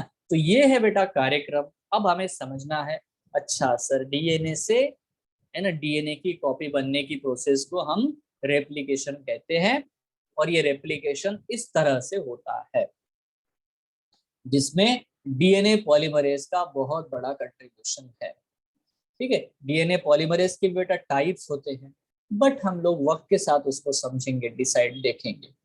ठीक है, आज हम लोग देखो मतलब अगर बेसिकली अगर आप इसको प्रॉपर एनसीईआरटी से पढ़ोगे, जो जो वहां पे पॉइंट दिए हैं अगर आप वो देखोगे, ठीक है, तो वो सफिशिएंट होता है, क्योंकि इसमें क्वेश्चंस क्या आते हैं और उनके जवाब क्या देना है, ये बहुत बहुत इंपॉर्टेंट है।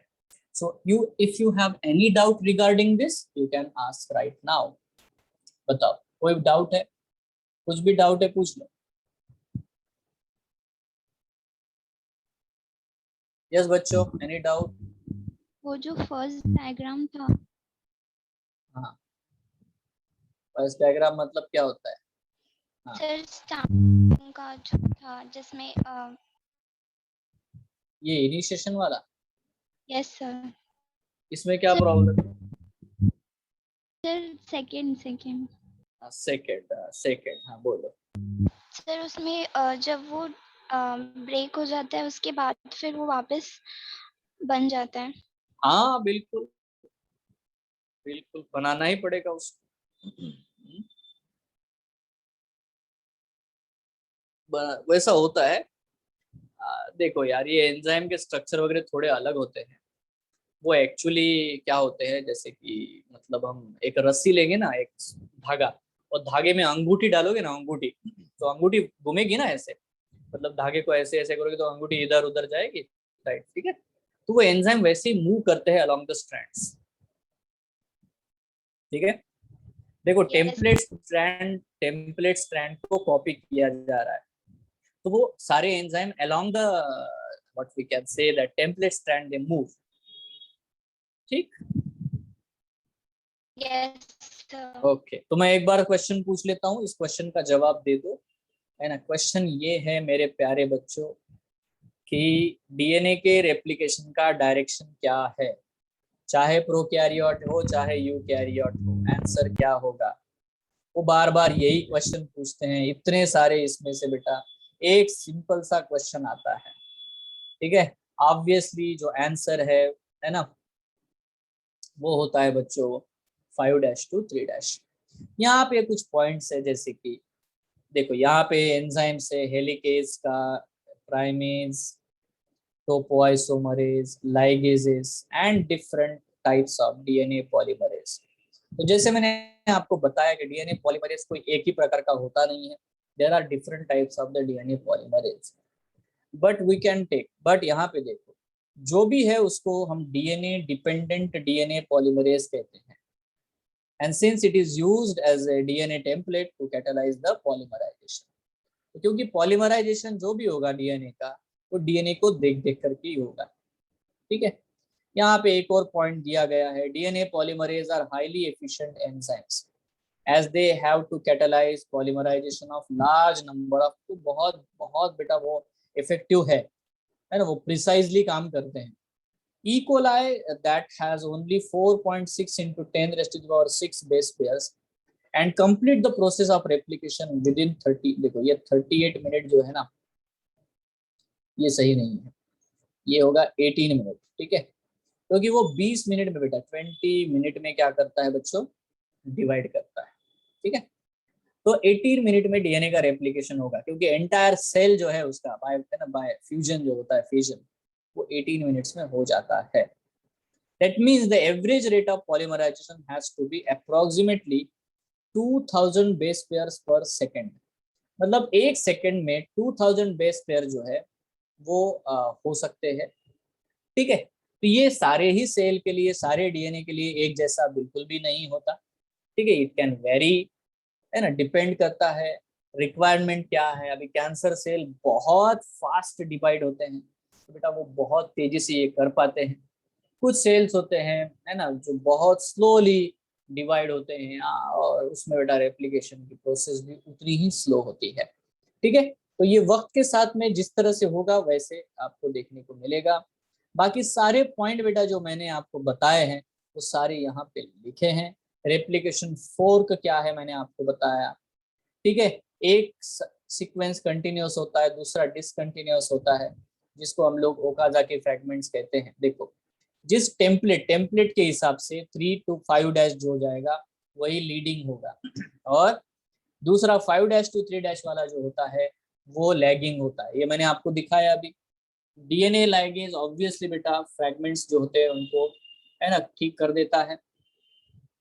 और ये सारी चीजें हमें यहाँ पे बिल्कुल सिंपल, ये देखो ये है ना, रेप्लिकेशन फोर्क आपके एनसीईआरटी का दिया गया है, आपको दिखाई दे रहा है बेटा। ये डायग्राम वो पूछते हैं है ना, सिंपली टेम्पलेट डीएनए क्या है, discontinuous and all this things they will ask you. So it's very simple, आपको एग्जैक्टली दिखाई दे रहा है कि जो 3 प्राइम to 5 प्राइम है बेटा यही लीडिंग है, क्योंकि always RNA primer attach at the 3 dash end of the template strand, ठीक है। ये बात हमें नोटिस करनी है, बिल्कुल पक्का। तो इसीलिए यहाँ पे आपको ओकाजाकी फ्रैगमेंट्स देखने को मिलेंगे डिसकंटिन्यूअस स्ट्रैंड के ऊपर। तो जब हम लोग नेक्स्ट क्लास में आएंगे तो हमारा एम होगा बेटा कि ये जो डीएनए होता है इससे एमआरएनए मतलब मैसेंजर आरएनए कैसे बनते हैं, मतलब डीएनए को कॉपी करके एमआरएनए कैसे बनाए जाते हैं, और फिर इस एमआरएनए से प्रोटीन सिंथेसिस कैसे होता है, ठीक है। तो ये मेन कुछ इवेंट्स है जो हमें पढ़ने हैं। बट इसको समझने के लिए मतलब एमआरएनए के बाद में हमें कोडिंग जो सा बहुत ही इंपॉर्टेंट पॉइंट है उसको भी बेटा समझना है। तो मेरे बच्चों आज के लिए बस हम लोग यहीं पे रोकते हैं। नेक्स्ट क्लास में हम लोग मिलेंगे इसी वीक में। मुझे लगता है 2 टाइम तो आपका लेक्चर है ही, है ना, 2 बार है शायद, और 2 बार, तो बहुत सारा पोर्शन आपका हो जाएगा। क्लियर है? तो इसको एनसीईआरटी से रीड करो, ठीक है। और कुछ भी थोड़ा दिक्कत होती है तो आप नेक्स्ट क्लास में आप मुझे पूछ सकते हो। सो तब तक के लिए बेटा thank you, have a nice night, good night.